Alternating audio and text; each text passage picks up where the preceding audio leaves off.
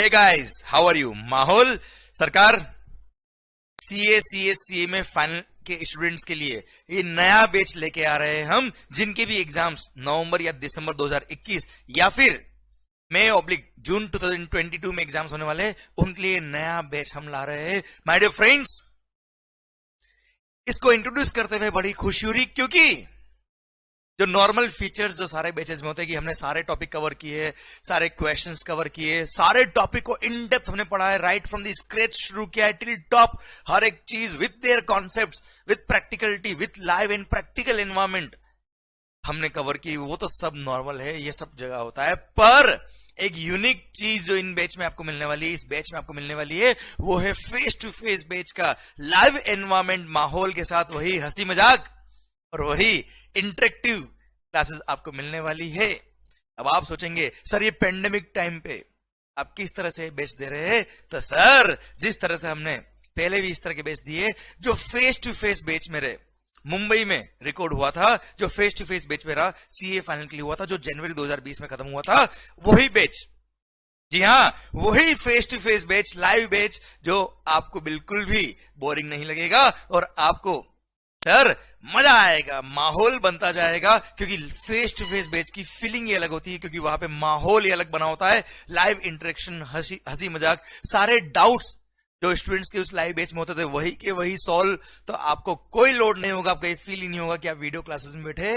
इसलिए हमारी टीम ने पूरी मेहनत करके इन सारे लेक्चर्स को वापस से एक तरह से रिफर्बिश किया है, वापस से तैयार कर दिया है, री एडिट किया है, और जहां पे भी अमेंडमेंट्स थे, बहुत ज्यादा अमेंडमेंट नहीं है, पर जहां पे भी अमेंडमेंट थे उन सारे लेक्चर्स को बहुत फिनिशिंग के साथ एडिट किया है और सारे अमेंडमेंट वहां इंसर्ट किए, और आपके लिए फेस टू फेस बैच का माहौल बनाने के लिए वापस से एक बार फिर से सर इस पेंडेमिक पीरियड में भी आपको फेस टू फेस बैच का फीलिंग देने के लिए ये हम बैच आपको एडिट करके दे रहे हैं, सारे अमेंडमेंट्स इसमें इंसर्ट करके आपके पास आने वाले हैं। डोंट वरी, मस्त रहिए, अच्छे से पढ़िए, बस ये जो पॉजिटिव एनर्जी, ये जो माहौल है आपका, ये जो पढ़ाई के लिए जो अंदर से आवाज आनी चाहिए, वो आपको आनी चाहिए। और yes, we will try our best to give you the best, and yes, all credit goes to our team जिन्होंने ये सोचा, और हाँ, इन लेक्चर्स को बहुत शानदार तरीके से जो लोग एडिट कर रहे हैं उनको बहुत बहुत धन्यवाद। और हाँ, एंजॉय करिए पढ़ाई को, बोर फील ना करें अपने आप को। ओके, तो सर कंटिन्यू रहा है आपका लेक्चर डे 1 से ही, लेक्चर 1 से ही, जहां से हमने फेस टू फेस बैच शुरू किया था वहीं से आपको दे रहे, कुछ भी हमने इसके अंदर चेंज नहीं किया, जहां जहां अमेंडमेंट थे बस वहां हमने अमेंड कर दिए लेक्चर्स को, सो दैट आपको फेस टू फेस का माहौल मिले। कंटिन्यू करें अपनी पढ़ाई, ऑल द वेरी बेस्ट, माहौल जबरदस्त। थैंक यू, बाय बाय तो नहीं, कंटिन्यू करो। ओए, जय Shri Ram, good morning, good morning. तो sir indirect tax CA final या सीएस फाइनल या सीएमए फाइनल, सीए फाइनल में हो यार, डेफिनेट सी बात है, इनडायरेक्ट टैक्स कुछ तो आपको नहीं आता होगा। ओके, तो इंटरमीडिएट आईपीसी में तो पढ़ा था आपने यार, ये सब पढ़ा था, पर अब पूछो मत सर क्या पढ़ा था, याद नहीं। ओके, तो सर फर्स्ट ऑफ ऑल ये जो बैच है ये फुल कोर्स बैच है, मैंने प्रिजम्पशन लिया, आपको कुछ भी नहीं आता है, we are reading it for the first time. ओह देखो माहौल जबरदस्त सर। ओके, तो प्रिजम्पशन लिया, आपको कुछ भी नहीं आता है, आपने इनडायरेक्ट टैक्स का नाम भी पहली बार सुना है। Okay, so it means we have to begin right from the scratch and we have to reach till top, we have to be consultant after some time. Okay, तो सर शुरू करें क्या इनडायरेक्ट टैक्स? ओके, जबरदस्त। तो sir सबसे पहली बात, since मैंने प्रिजम्पशन लिया, आपको कुछ भी नहीं आता, तो will have to start with the beginning and basics जो होते हैं टैक्सेशन के, वहां से हम शुरू करेंगे, then will take up the indirect tax, GST वगैरह जो भी पढ़ना आपने को। ओके, तो सर प्रिजम्पशन लिया है, कुछ भी नहीं आता है, पर फिर भी अगर मैंने आपसे कोई क्वेरी पूछी है, कोई क्वेश्चन पूछा, तो you will have to interact. जो भी वीडियो क्लास के स्टूडेंट्स है उनके लिए गुड मॉर्निंग हो रहा है, आफ्टरनून हो रहा है, इवनिंग हो रहा है, बहुत सारे लोग तो राइट में सोते वक्त भी देख रहे हैं, तो आप लोगों को इंटरेक्ट करना है मेरे से। आप वीडियो क्लासेस में हैं तो भी आपको जो मैं क्वेश्चन पूछ रहा हूं आपको जवाब देना है मुझे। ओके, मैं सुन रहा हूं आपको भी यहाँ पे। तो सरकार सबसे पहली बात, दो तरह के टैक्सेस, एक होता है mechanism for direct taxes, second होता है indirect taxes. Okay, sir, direct tax और indirect tax. पहली बात तो ये डायरेक्ट टैक्स क्या होता है, इनडायरेक्ट टैक्स क्या होता है, what is the basic difference in both this, basic difference. अच्छा, मैंने कोई क्वेश्चन पूछा है, it means you know the answer. Okay, और मेरे को एज अ लेमैन मतलब बिल्कुल सिंपल सा आंसर चाहिए, कोई टेक्निकल कोई बुक का लैंग्वेज का आंसर नहीं चाहिए मेरे को. ओके, तो सर डायरेक्ट टैक्स और indirect tax, what is the difference, basic difference क्या है, कोई एग्जाम्पल. हाँ sir, direct tax is directly paid by the SSC. Yes sir, good. So direct tax is charged on income, indirect tax is charged on goods or services. और define कर सकते हैं इसको हम और अच्छे से. Why these are called direct? Why these are called indirect?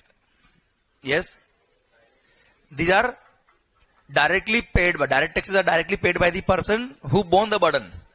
पर indirect tax में जो पर्सन पे कर रहा है वो बर्डन बोन नहीं कर रहा है, बर्डन कोई और बोन कर रहा है, वो शिफ्ट हो रहा है बर्डन. ओके, मतलब क्या होता है, वो टैक्स गवर्नमेंट को पे करने वाला पर्सन कोई और है और उसको बोन करने वाला कोई और है. फॉर एग्जाम्पल जीएसटी, हम लोगों ने आपसे जो फी ली है उस पर जीएसटी था, जीएसटी हमने आपसे लिया, क्लियर, पर वो हमारा रेवेन्यू नहीं है, किसका है, गवर्नमेंट का. अच्छा, पे किसने किया, अल्टीमेटली आपने, पर क्या आपने डायरेक्टली गवर्नमेंट को पे किया, नहीं, क्लियर, आपने हमको पे किया और हमने गवर्नमेंट को पे किया. अच्छा, गवर्नमेंट अल्टीमेट रेवेन्यू लेने वाला कौन है, टैक्सेस लेने वाला कौन है, गवर्नमेंट, देने वाला कौन है, आप लोग. अगर आपने डायरेक्ट टैक्स दे दिया, डायरेक्टली गवर्नमेंट को दे दिया, गवर्नमेंट ने डायरेक्ट अगर आपसे ले लिया तो वो क्या है, डायरेक्ट टैक्स. और अगर आपसे नहीं लिया, थ्रू सम इंटरमीडिएट लिया, पर लिया तो आपसे ही है, clear, that's what is called indirect tax. Clear, whether it's on goods services जो भी है सर, पक्का. ओके, चलो उससे भी पहले एक बार बात करते हैं हम, यार डायरेक्ट टैक्स हो या इनडायरेक्ट टैक्स हो, first of all you tell me ये टैक्सेस क्या होते हैं. Yes sir, revenue of the government, revenue of the government. Okay, सबसे पहली बात, what do you mean by government, ये गवर्नमेंट कौन है. अब की बार मोदी सरकार, माहौल सर, महाराष्ट्र वालों से पूछना ही नहीं मेरे को कुछ भी. ओके ओके, तो सर गवर्नमेंट, सरकार कौन है, कौन है government, set of people who run the country, representative. Yes, और कौन है government, Congress, BJP, sir no comments sir. Okay, तो सर पता है कौन है गवर्नमेंट, आप हो गवर्नमेंट, आप हो गवर्नमेंट, हम सब है गवर्नमेंट. क्यों, क्योंकि India is a democratic country, for the people, by the people, of the people, जनता का, जनता के लिए, जनता के द्वारा. तो सरकार, सरकार कौन, हम सब. गवर्नमेंट कौन, ये आवाज ही नहीं आ रही, इस चक्कर में कुछ लोग मज ले रहे हैं. गवर्नमेंट कौन, माहौल. सर देश कौन चलाता है,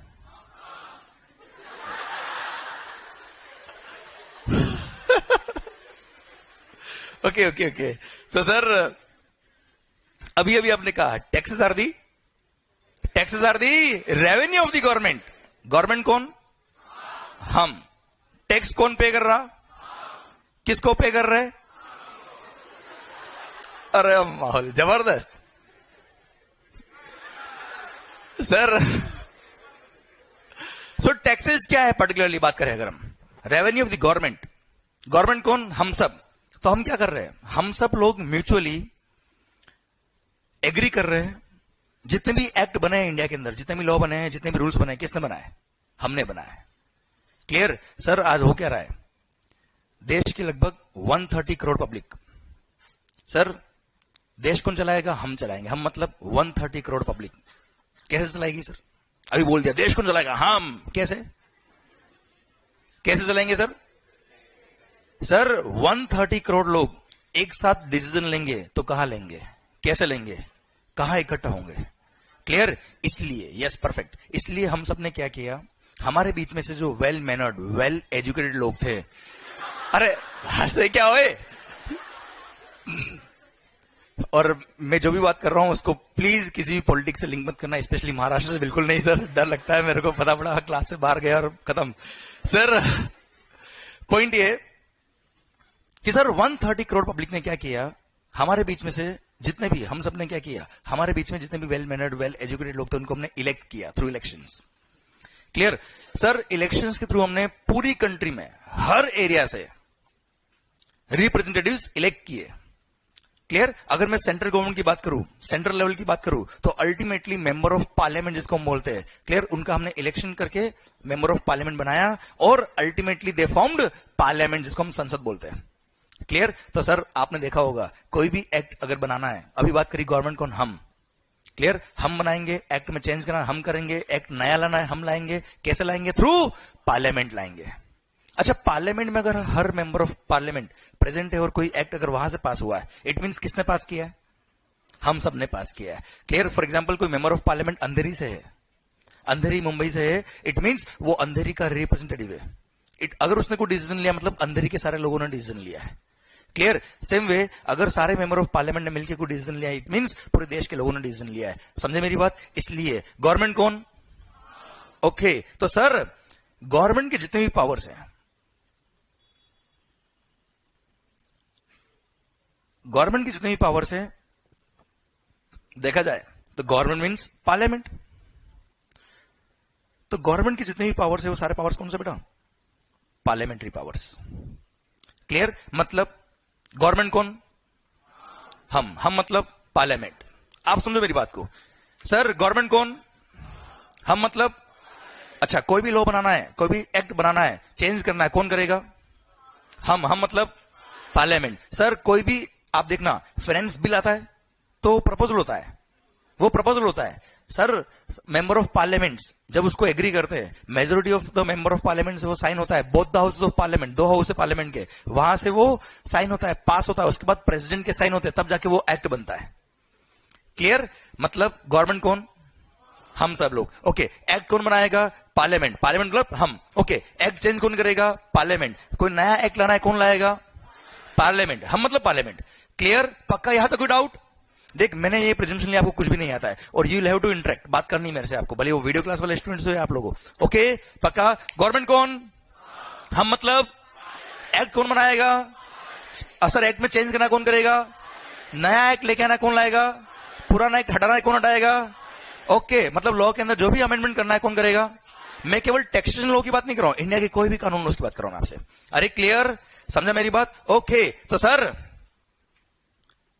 जो भी लॉ में चेंज करना है कौन करेगा, parliament. Okay sir, now you tell me, क्या पार्लियामेंट का session 24/7 365 days in a year चलता है क्या? नहीं सर, साल में 4 सेशन होते हैं पार्लियामेंट के, साल में 4 सेशन होते हैं, लगभग 15 से 20 दिन का एक सेशन होता है, डिपेंड्स। अब सर अगर 15 से 20 दिन का एक सेशन है,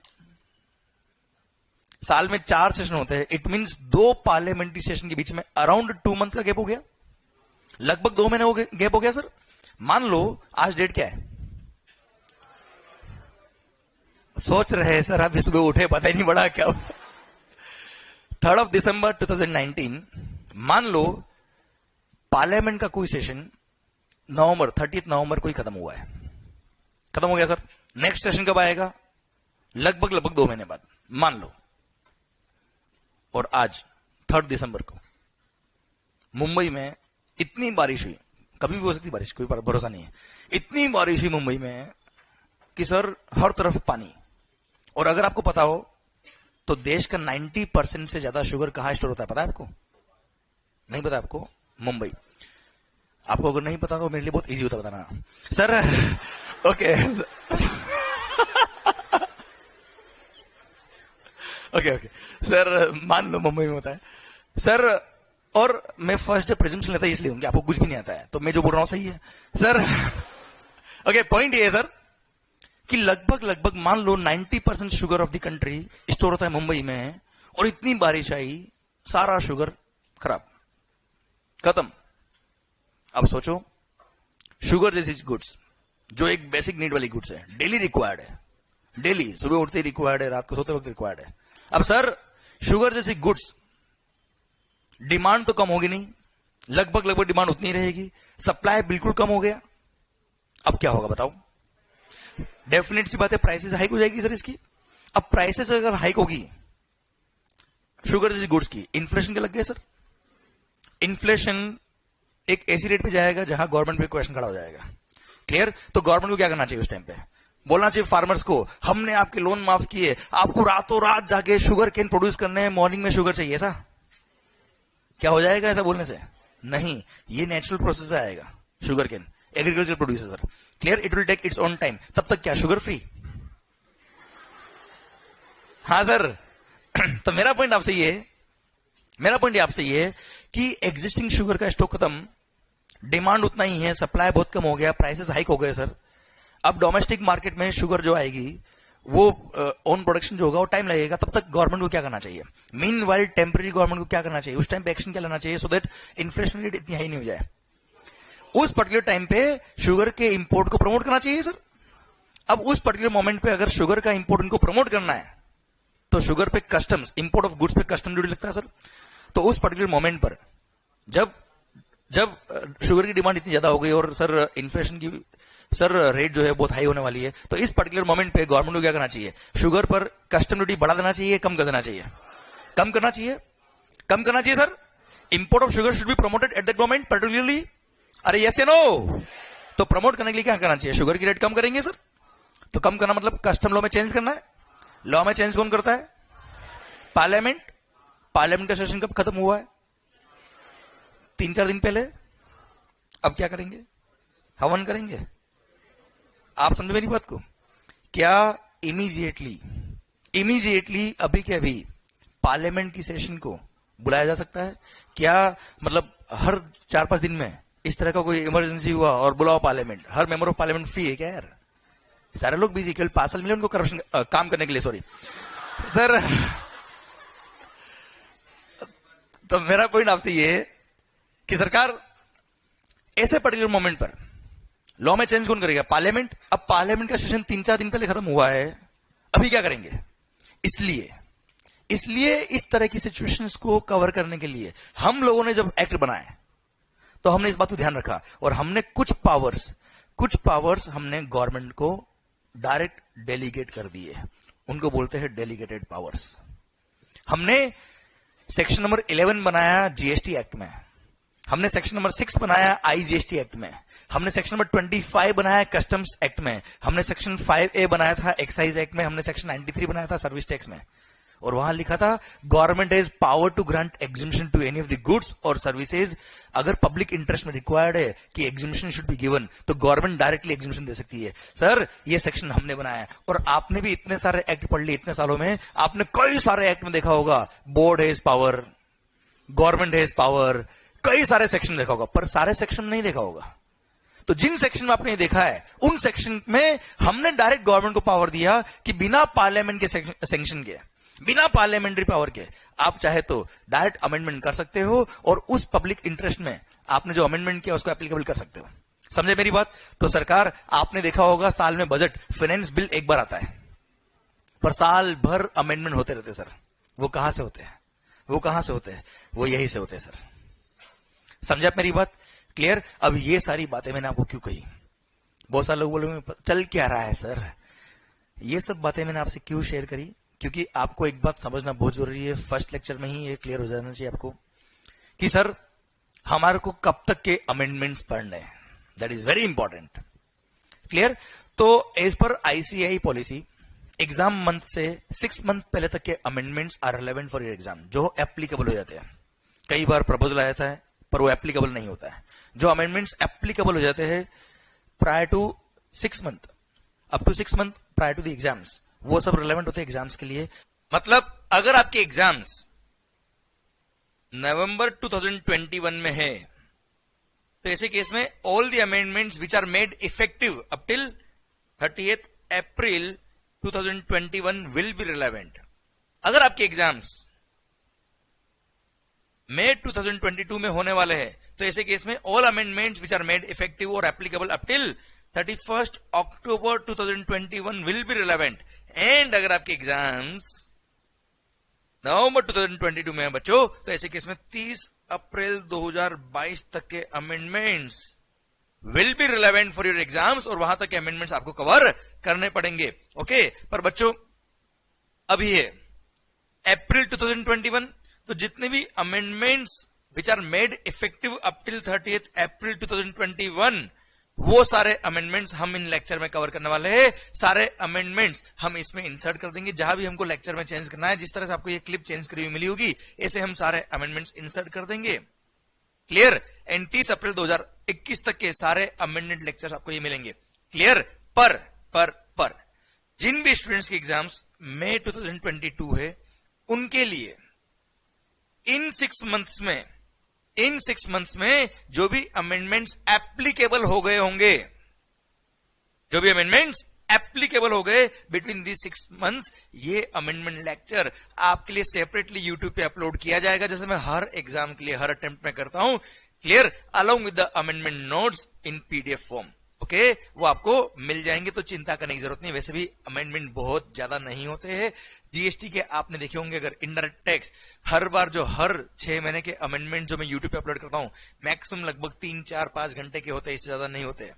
क्लियर? बस सबका अपना अपना पढ़ाने का तरीका होता है। हम शानदार तरीके से उसको एग्जाम्पल से कनेक्ट करते हुए सर सारे एग्जाम्पल्स कवर कर लेते हैं, सारे अमेंडमेंट कवर कर लेंगे, एंड वो यूट्यूब पे आ जाएगा। Don't worry for that. और हाँ, वैसे भी अमेंडमेंट की वजह से बेसिक लॉ चेंज नहीं होता।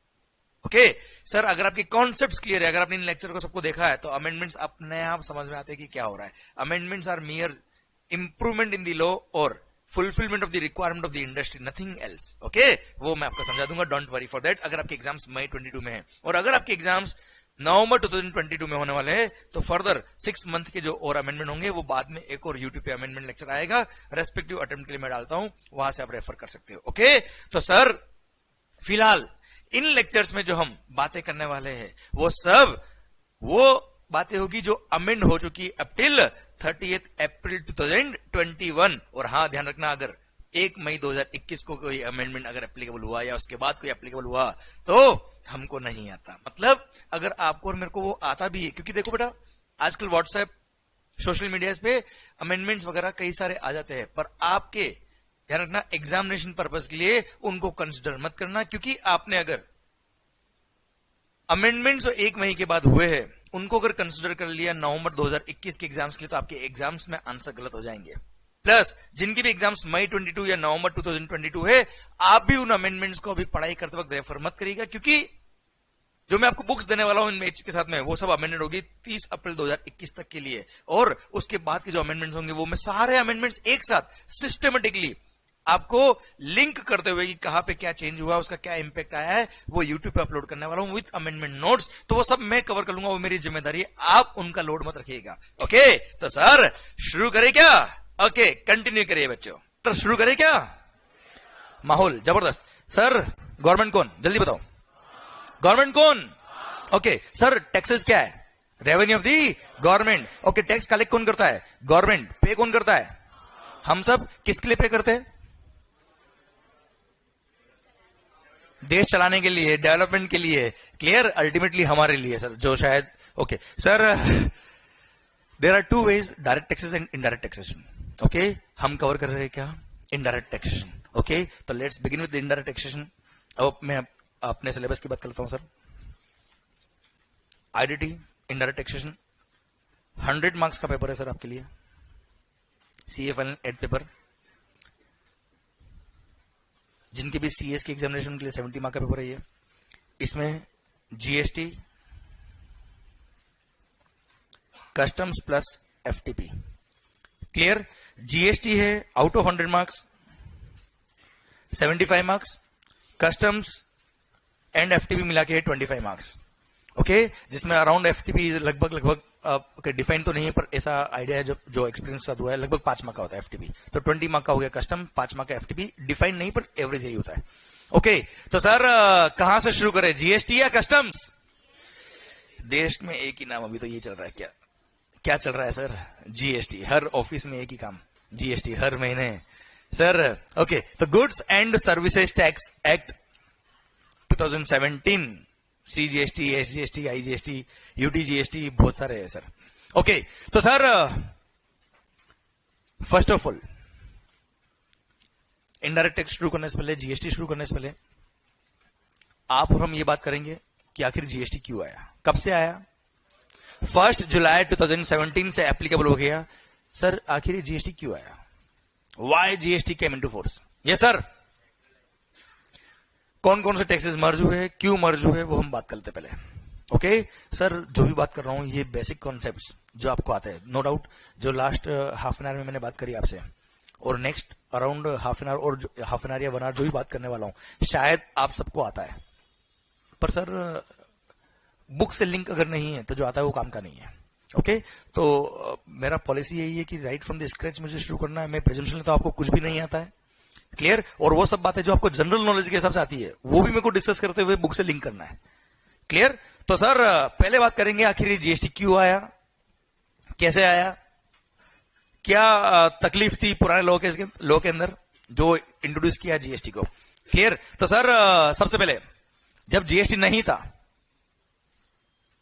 तब मेजर टैक्सेस की बात करें हम तो क्या क्या थे सर।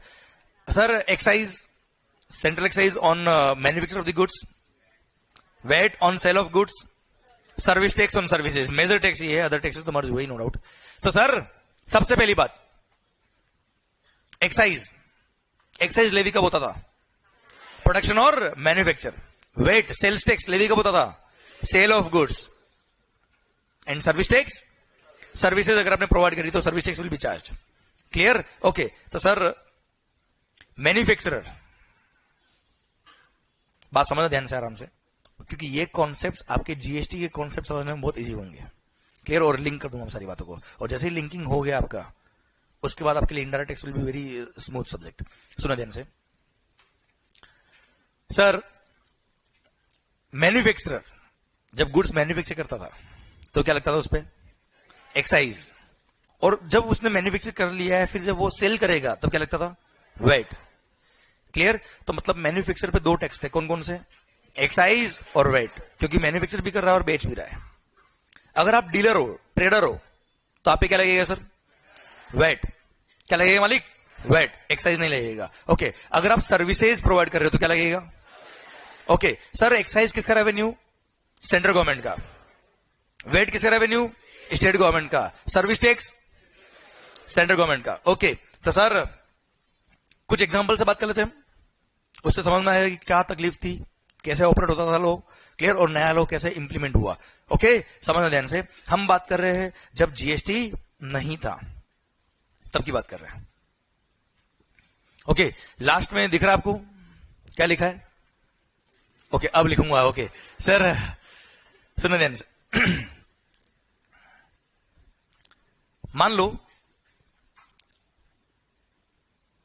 एग्जाम्पल लेते एक्साइज का, मान लो I am a manufacturer of marker, मैं मार्कर मैन्युफैक्चर करता हूं।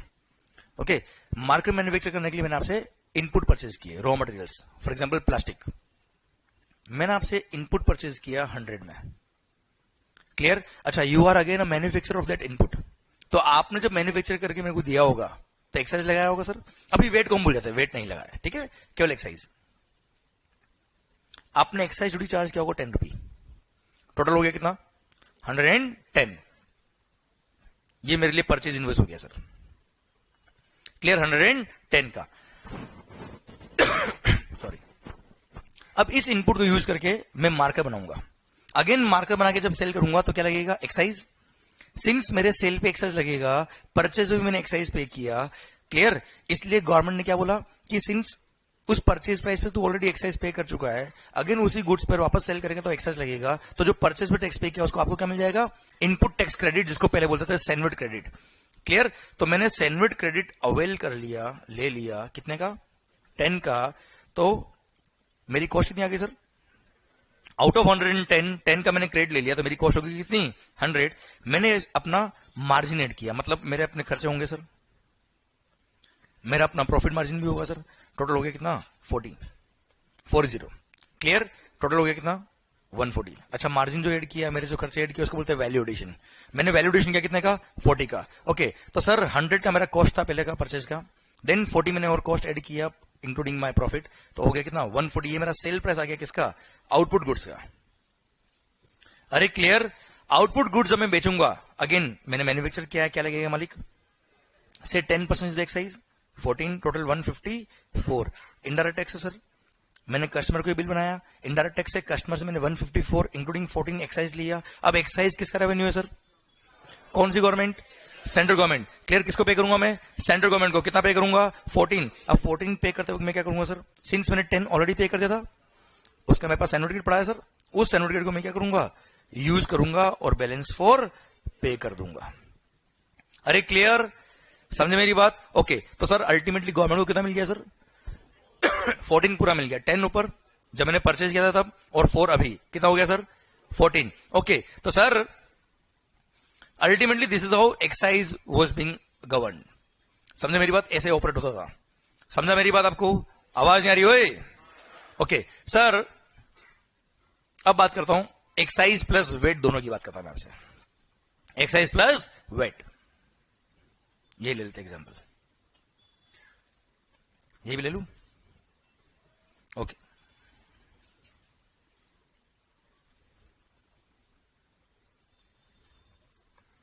राइटिंग समझ में आ रही है आपको मेरी? नहीं आ रही? कोशिश करो समझ में आएगी सर। पॉइंट ये excise plus VAT. Okay sir, मान लो excise is the revenue of central government, VAT is the revenue of state government. Okay sir, मैंने प्लास्टिक परचेज किया, इनपुट परचेज किया, कितने का? 100 का। उस पे एक्साइज पे किया कितना बेटा? 10, टोटल 110। सिंस आपने वो इनपुट मुझे सेल भी किया, इसलिए क्या लगेगा मालिक? वेट। कितना से? 4%। कितना हो गया? 4.40। Sir wait was being charge on 110 including excise also. Okay, total हो गया 114.40। ये आपने मुझे इनवॉइस दिया है। प्रैक्टिकली ऐसे ऑपरेट होता था एक्साइज एंड वेट। ओके, अब सिंस आपने जो मुझे प्लास्टिक दिया, इनपुट दिया है, इसको यूज करके मैं मार्कर बनाऊंगा और मार्कर बना के बेचूंगा। मार्कर बना के जब बेचूंगा तो उस पर एक्साइज भी लगेगा और वेट भी लगेगा सर। इसलिए जो एक्साइज पे किया उसका मैंने सेनवेट क्रेडिट अवेल कर लिया 10 का। सिंस मेरे सेल करने पे वेट भी लगने वाला है, इसलिए मुझे वेट क्रेडिट मिल गया। कितने का बेटा? 4.40 का। आउट ऑफ 114.4, 10 का सेनवेट क्रेडिट, 4.4 का वेट क्रेडिट, तो मेरी कॉस्ट कितनी होगी सर? 100। मैंने अपना वैल्यू एडिशन ऐड किया, अपने खर्चे, अपने मार्जिन वगैरह, कितना? 40, टोटल 140। ये मेरा आउटपुट गुड्स बन गया मालिक। इसको जब मैं बेचूंगा मैन्युफैक्चर के असली क्या लगेगा? एक्साइज से 10% कितना हो गया सर? 14, 154। बेचूंगा अगेन से 4% इज द वेट, कितना हो गया? 6.16। Total comes to 160.16। ये मेरा सेल इनवॉइस है सर। क्लियर? ये मेरा सेल इनवॉइस हो गया 160.16 का। इनडायरेक्ट टैक्स है, अगेन कस्टमर को मैंने बिल लिखा, 160.16 उससे ले लिया। किसको पे करूंगा आप? गवर्नमेंट को। कौन सी गवर्नमेंट को सर? स्टेट को? दोनों को सर। एक्साइज किसको पे करूंगा? उसके लिए मेरे पास क्या पड़ा है सर? सेनवेट क्रेडिट पड़ा है, कितने का? 10 का मैंने सेनवेट क्रेडिट यूज कर लिया। बैलेंस कितना है सर? मैंने पे कर दिया। वेट जब पे करूंगा तो मेरे पास क्रेडिट कितना है सर? मैंने वेट क्रेडिट यूज कर लिया, बैलेंस 1.76 पे कर दिया। क्लियर? चलो मेरा एक क्वेश्चन आपसे ये है, मान लो किसी सिनेरियो में मेरे पास वेट का क्रेडिट एक्स्ट्रा पड़ा है और एक्साइज की लायबिलिटी है, क्या वेट का क्रेडिट एक्साइज में काम आ सकता है? क्या वेट का क्रेडिट एक्साइज में काम आ सकता है? सिमिलरली एक्साइज का क्रेडिट जो सेनवेट क्रेडिट है वो वेट में काम आ सकता है क्या? क्यों नहीं? क्योंकि जब आपने टैक्स पे किया सेंट्रल गवर्नमेंट को तो क्रेडिट भी कौन देगा? आपने टैक्स पे किया स्टेट गवर्नमेंट को तो क्रेडिट भी कौन देगा? State government. पक्का? इसलिए वेट का क्रेडिट एक्साइज में काम नहीं आता है, सेनवेट क्रेडिट वेट में काम नहीं आता सर। क्लियर? पक्का? डन। तो this is how practically excise और वेट ऑपरेट होता था सर। क्लियर आपको? ओके सर, अब मेरा पॉइंट आपसे यह है, जब पॉइंट ऑफ डिस्कशन आपने देखा एक्साइज हो या वेट हो, मेरा पॉइंट ये है कि आखिर ये 10 का जो सेनवेट क्रेडिट मिला है वो क्यों मिला है सर? पॉइंट ये है आखिर ये 10 का क्रेडिट क्यों मिला? आप एक काम करो, हम यहां बात करते हैं इधर फर्स्ट एग्जाम्पल बात करते हैं, सेकंड छोड़ दो आप। फर्स्ट एग्जाम्पल की बात कर लेते हैं हम कि आखिर ये 10 का क्रेडिट क्यों मिला। ओके यस सर, 10 का क्रेडिट क्यों मिला। ध्यान रखना, ये अब जो बात करने वाला हूं मैं आपसे, ये इतना इंपॉर्टेंट पॉइंट है, 10 का क्रेडिट क्यों मिला, कि सर इसी एक फंडामेंटल बेस पे मैं पूरा जीएसटी पढ़ा दूंगा आपको। क्लियर, 10 का क्रेडिट क्यों मिला, समझे मेरी बात। ये जब लेक्चर खत्म होगा आपका, ये जो 1 महीने का बैच अपना है खत्म होगा, तो आपको याद रहने वाला केवल एक ही चीज, क्या, 10 का क्रेडिट क्यों मिला। मेनी पीपल आर वंडरिंग, अच्छा यही याद रहेगा सर ओके तो सर, क्योंकि सब चीज याद करनी नहीं आपको, हर एक चीज समझ में आएगी अपने आप। ओके सर सुनना, 10 का क्रेडिट क्यों मिला, यस सर, यस सर, 10 का क्रेडिट क्यों मिला, क्योंकि परचेस पे टैक्स पे किया है सर, अरे हाँ है ना। ओके परचेस पे टैक्स पे किया इसलिए क्रेडिट मिलता है, ठीक है सर। सेकंड एक और थर्ड एग्जांपल और लेते हैं इधर। मान लो आप क्या बनाते हो, मार्कर में बनाता हूं मंगल। ओके सर, प्लास्टिक, मान लो यू आर अ मैन्युफैक्चर, चलो आप बनाते हो पेन, क्लियर, आप मान लो ये पेन बनाते हो सर, क्लियर सर, आप पेन के मैन्युफैक्चरर हो और पेन पे मान लो एक्साइज एग्जिम्ट है, एग्जिम्ट है, चार्ज नहीं होता है, कुल मिला के एक्साइज पे नहीं करना सर। ओके आपने भी पेन बनाने के लिए प्लास्टिक परचेज किया, कितने में, 100 में। अच्छा प्लास्टिक पे एक्साइज एग्जिम नहीं है, प्लास्टिक पे टैक्स है कितना, 10%, 10 टोटल 110। आपके पास ये परचेज बिल आया होगा सर, हूं तो करोगे हमसे हम, और हाँ हाँ में अगर थोड़ा तकलीफ ज्यादा होता हो तो हूं कर देना, चलेगा मेरे को, पर कुछ न कुछ होना चाहिए। ओके ऐसे नहीं, रिदम से, ओके ठीक है डन। तो सर धीरे धीरे लोग कंफर्ट जोन में आ रहे हैं अब। तो सर प्लास्टिक परचेज किया कितने में, 110 में। ओके सर, सिंस इस प्लास्टिक से आप ऐसा मार्कर बनाओगे जिसपे एक्साइज एग्जिम्ट है, नहीं लगता है सर, इसलिए आपने 10 रुपीज जो टैक्स पे किया, क्या इसका क्रेडिट मिलना चाहिए, इसलिए गवर्नमेंट ने मान लो क्रेडिट देने से मना कर दिया। क्यों, आपके सेल पे टैक्स नहीं है, क्लियर, डबल टैक्स तो हो नहीं रहा, किस बात का क्रेडिट सर। ओके तो आपकी कॉस्ट कितनी होगी मालिक, 110। ओके जैसे आपकी कॉस्ट 110 हुई, आपने आपका वैल्यू एडिशन मार्जिन एड किया, कितना बेटा, 40, टोटल हो गया 150, ये आपका आउटपुट गुड्स बन गया, क्लियर। पेन उस पे एक्साइज कितना मालिक, एग्जिम्ट है, ये 150 का आपका सेल प्राइस हो गया, ये इनवॉइस बन गया 150 का, क्लियर। अब आप मुझे बताओ, गवर्नमेंट ने अगर 10 का क्रेडिट यहां पे नहीं दिया तो क्या गलत किया, क्या कोई डबल टैक्सेशन हो रहा है, मल्टीपल टैक्सेशन हो रहा है क्या यहाँ पे, नहीं हो रहा है, क्लियर। मतलब अभी अभी आपने कहा मुझे कि 10 का क्रेडिट क्यों मिला, क्योंकि परचेज पे टैक्स पे किया इसलिए क्रेडिट मिलता है। तो क्या परचेज पे टैक्स पे किया इसलिए क्रेडिट मिलना कंपलसरी है, नहीं। तो परचेज पे टैक्स पे किया इसलिए क्रेडिट नहीं मिलता।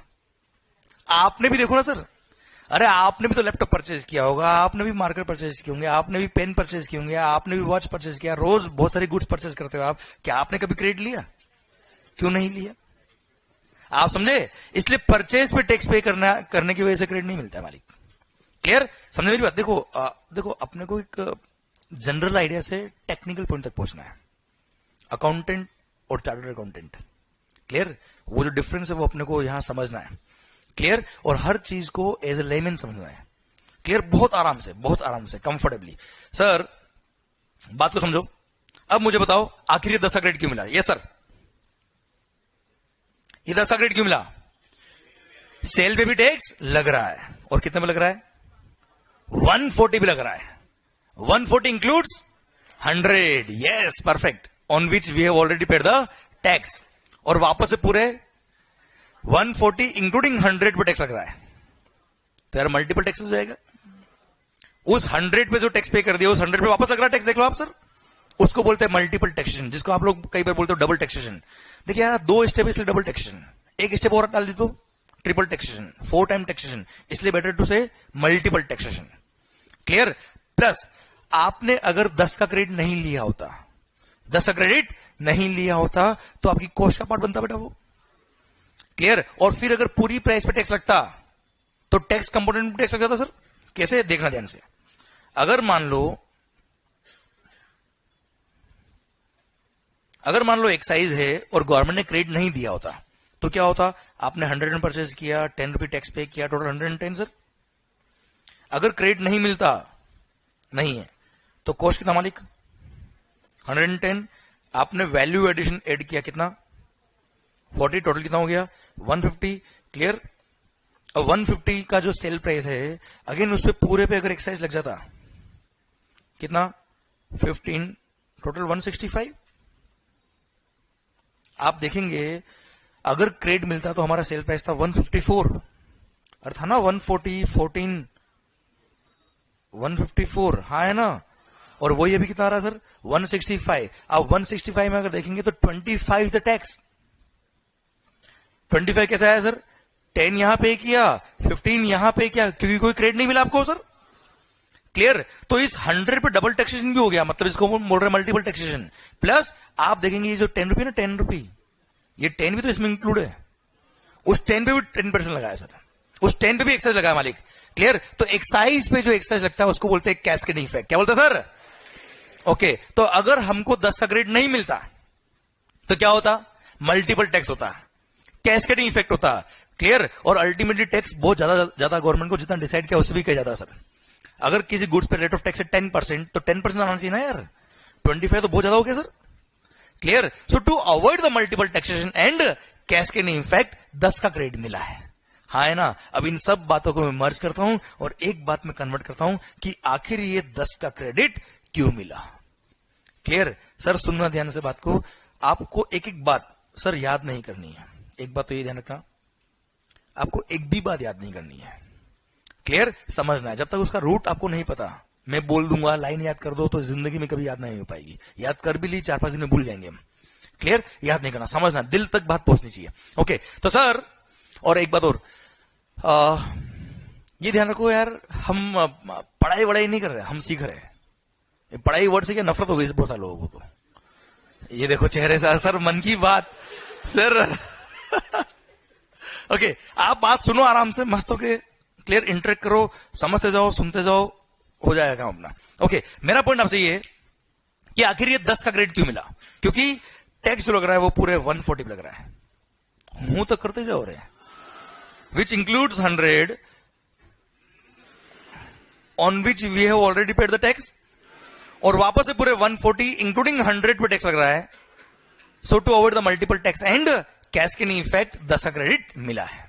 समझे मेरी बात? ये परफेक्ट लाइन हो गई, इससे भी उन कुछ भी नहीं है सर। ओके, तो एक बार वापस हम रिपीट करेंगे, समझेंगे, बात करेंगे, और सर सबकी आवाज आनी चाहिए कि आखिर ये 10 का क्रेडिट क्यों मिला। ओके, हूं मैं करूंगा, आप देखना sir.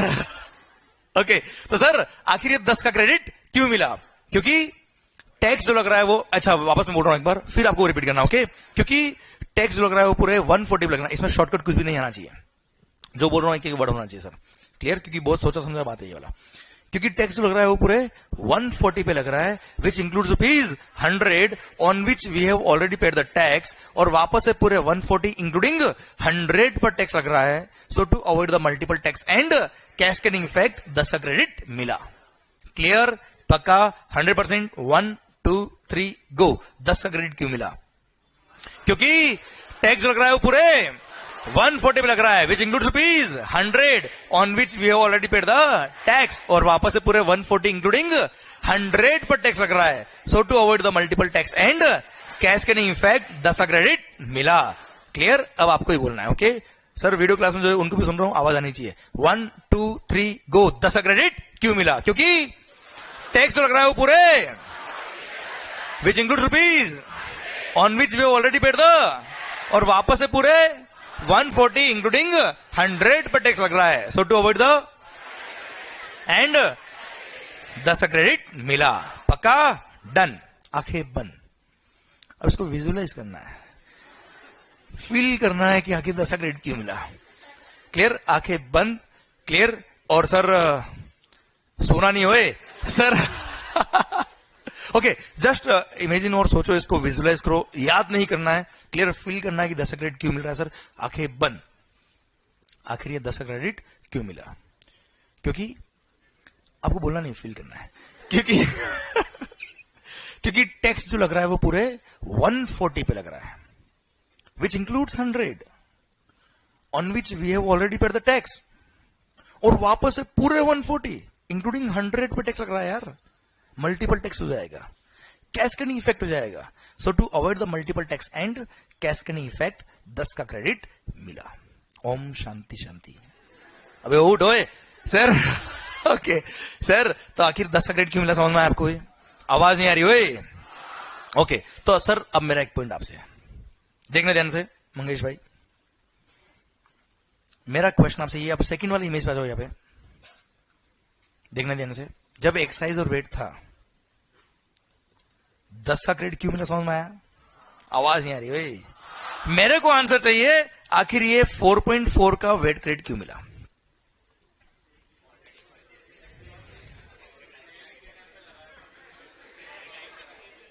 Same is about.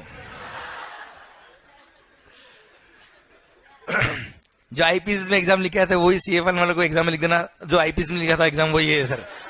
Sir वो नहीं, आईपीसी जाके सरकार 4.4 का वेट क्रेडिट क्यों मिला? यस सर, क्योंकि टैक्स जो लग रहा है वो पूरे 154 पे लग रहा है, which includes 110 on which we have already paid the VAT, और वापस से पूरे 154 इंक्लूडिंग 110 पे वेट लग रहा है. So to avoid the multiple taxation and cascading effect 4.4 का वेट क्रेडिट मिला. मतलब आप अगर देखेंगे तो केवल फिगर्स चेंज हुए सर, फंडामेंटल एब्सोल्युटली सेम है. और सर वेट का क्रेडिट एक्साइज में काम आएगा क्या? एक्साइज के वेट में काम आएगा क्या? यही है सीजीएसटी और SGST. CGST is the revenue of central government, SGST is the revenue of state government. हम बात कर रहे हैं, अब यहां से सीखो आप ये मत समझो ये तो चला गया, आप क्या करना है. अरे भाई यही आया है. बहुत सारे लोग तो बैठे, अरे छोड़ना. तू बोल मंगल, चल रहा, चालू रख. अब पता पड़ा सीजीएसटी और एसजीएसटी भी कवर हो गया सर. ओके तो सर मैं कहा क्या कनेक्ट करने वाला हूं आपको नहीं पता. क्लियर? सो हर एक बात को आप समझो, हर चीज का लिंक है, हम वही बात करेंगे जो काम की है. क्लियर? तो सर एक्साइज और वेट का फंडा समझ में आया आपको मेरा? पक्का बच्चों? ओके एक और बात, जो भी स्लाइड्स में यहां लिख रहा हूं, जो भी काम की स्लाइड्स होगी लेक्चर के बाद, एक हम लेक्चर जब खत्म होने वाला होगा तब एक टाइम रखेंगे, you can have a click of the slides. Okay so that you can copy the slides आपकी नोटबुक के अंदर. क्लियर? आपका टाइम वेस्ट नहीं हो गया है नोट करने में. अच्छा जिनकी आदत है लिखने की वो लिखो, वो कोई दिक्कत नहीं है. क्लियर? अदरवाइज नोट करने के लिए हमें टाइम वेस्ट क्यों हो रहा है यहाँ पे? चलेगा ना? ओके सर सुनने ध्यान से बात को. इधर ध्यान. अच्छा आपको इस क्लास में जो बैठे हैं अभी बुक नहीं आई इसलिए नोट्स मिले होंगे, और जो वीडियो क्लास देख रहे हैं उनके पास बुक भी आ गई होगी. मतलब ये तो लेट देखेंगे ना इसलिए उनको आ गई होगी. तो सर ये 3 दिसंबर को देखने थे, वो रिकॉर्डेड हो रहा था, बाद में देखेंगे. तो जो नोट्स आपको मिले या बुक जो आपको मिली है बंद कर दो उसको. ओके ध्यान इधर. सर इधर यार. Okay thank you for the concern sir. नहीं लिटरली दिल से थैंक यू यार. मतलब अब चालू है या नहीं है वो एक बात की बात है, पर इसमें कंसर्न तो रखा कम से कम मेरे लिए. Thank you sir. तो सर मतलब ये वो प्यार है जो मेरे को मतलब मोटिवेट करता है काम करने के लिए सर. सर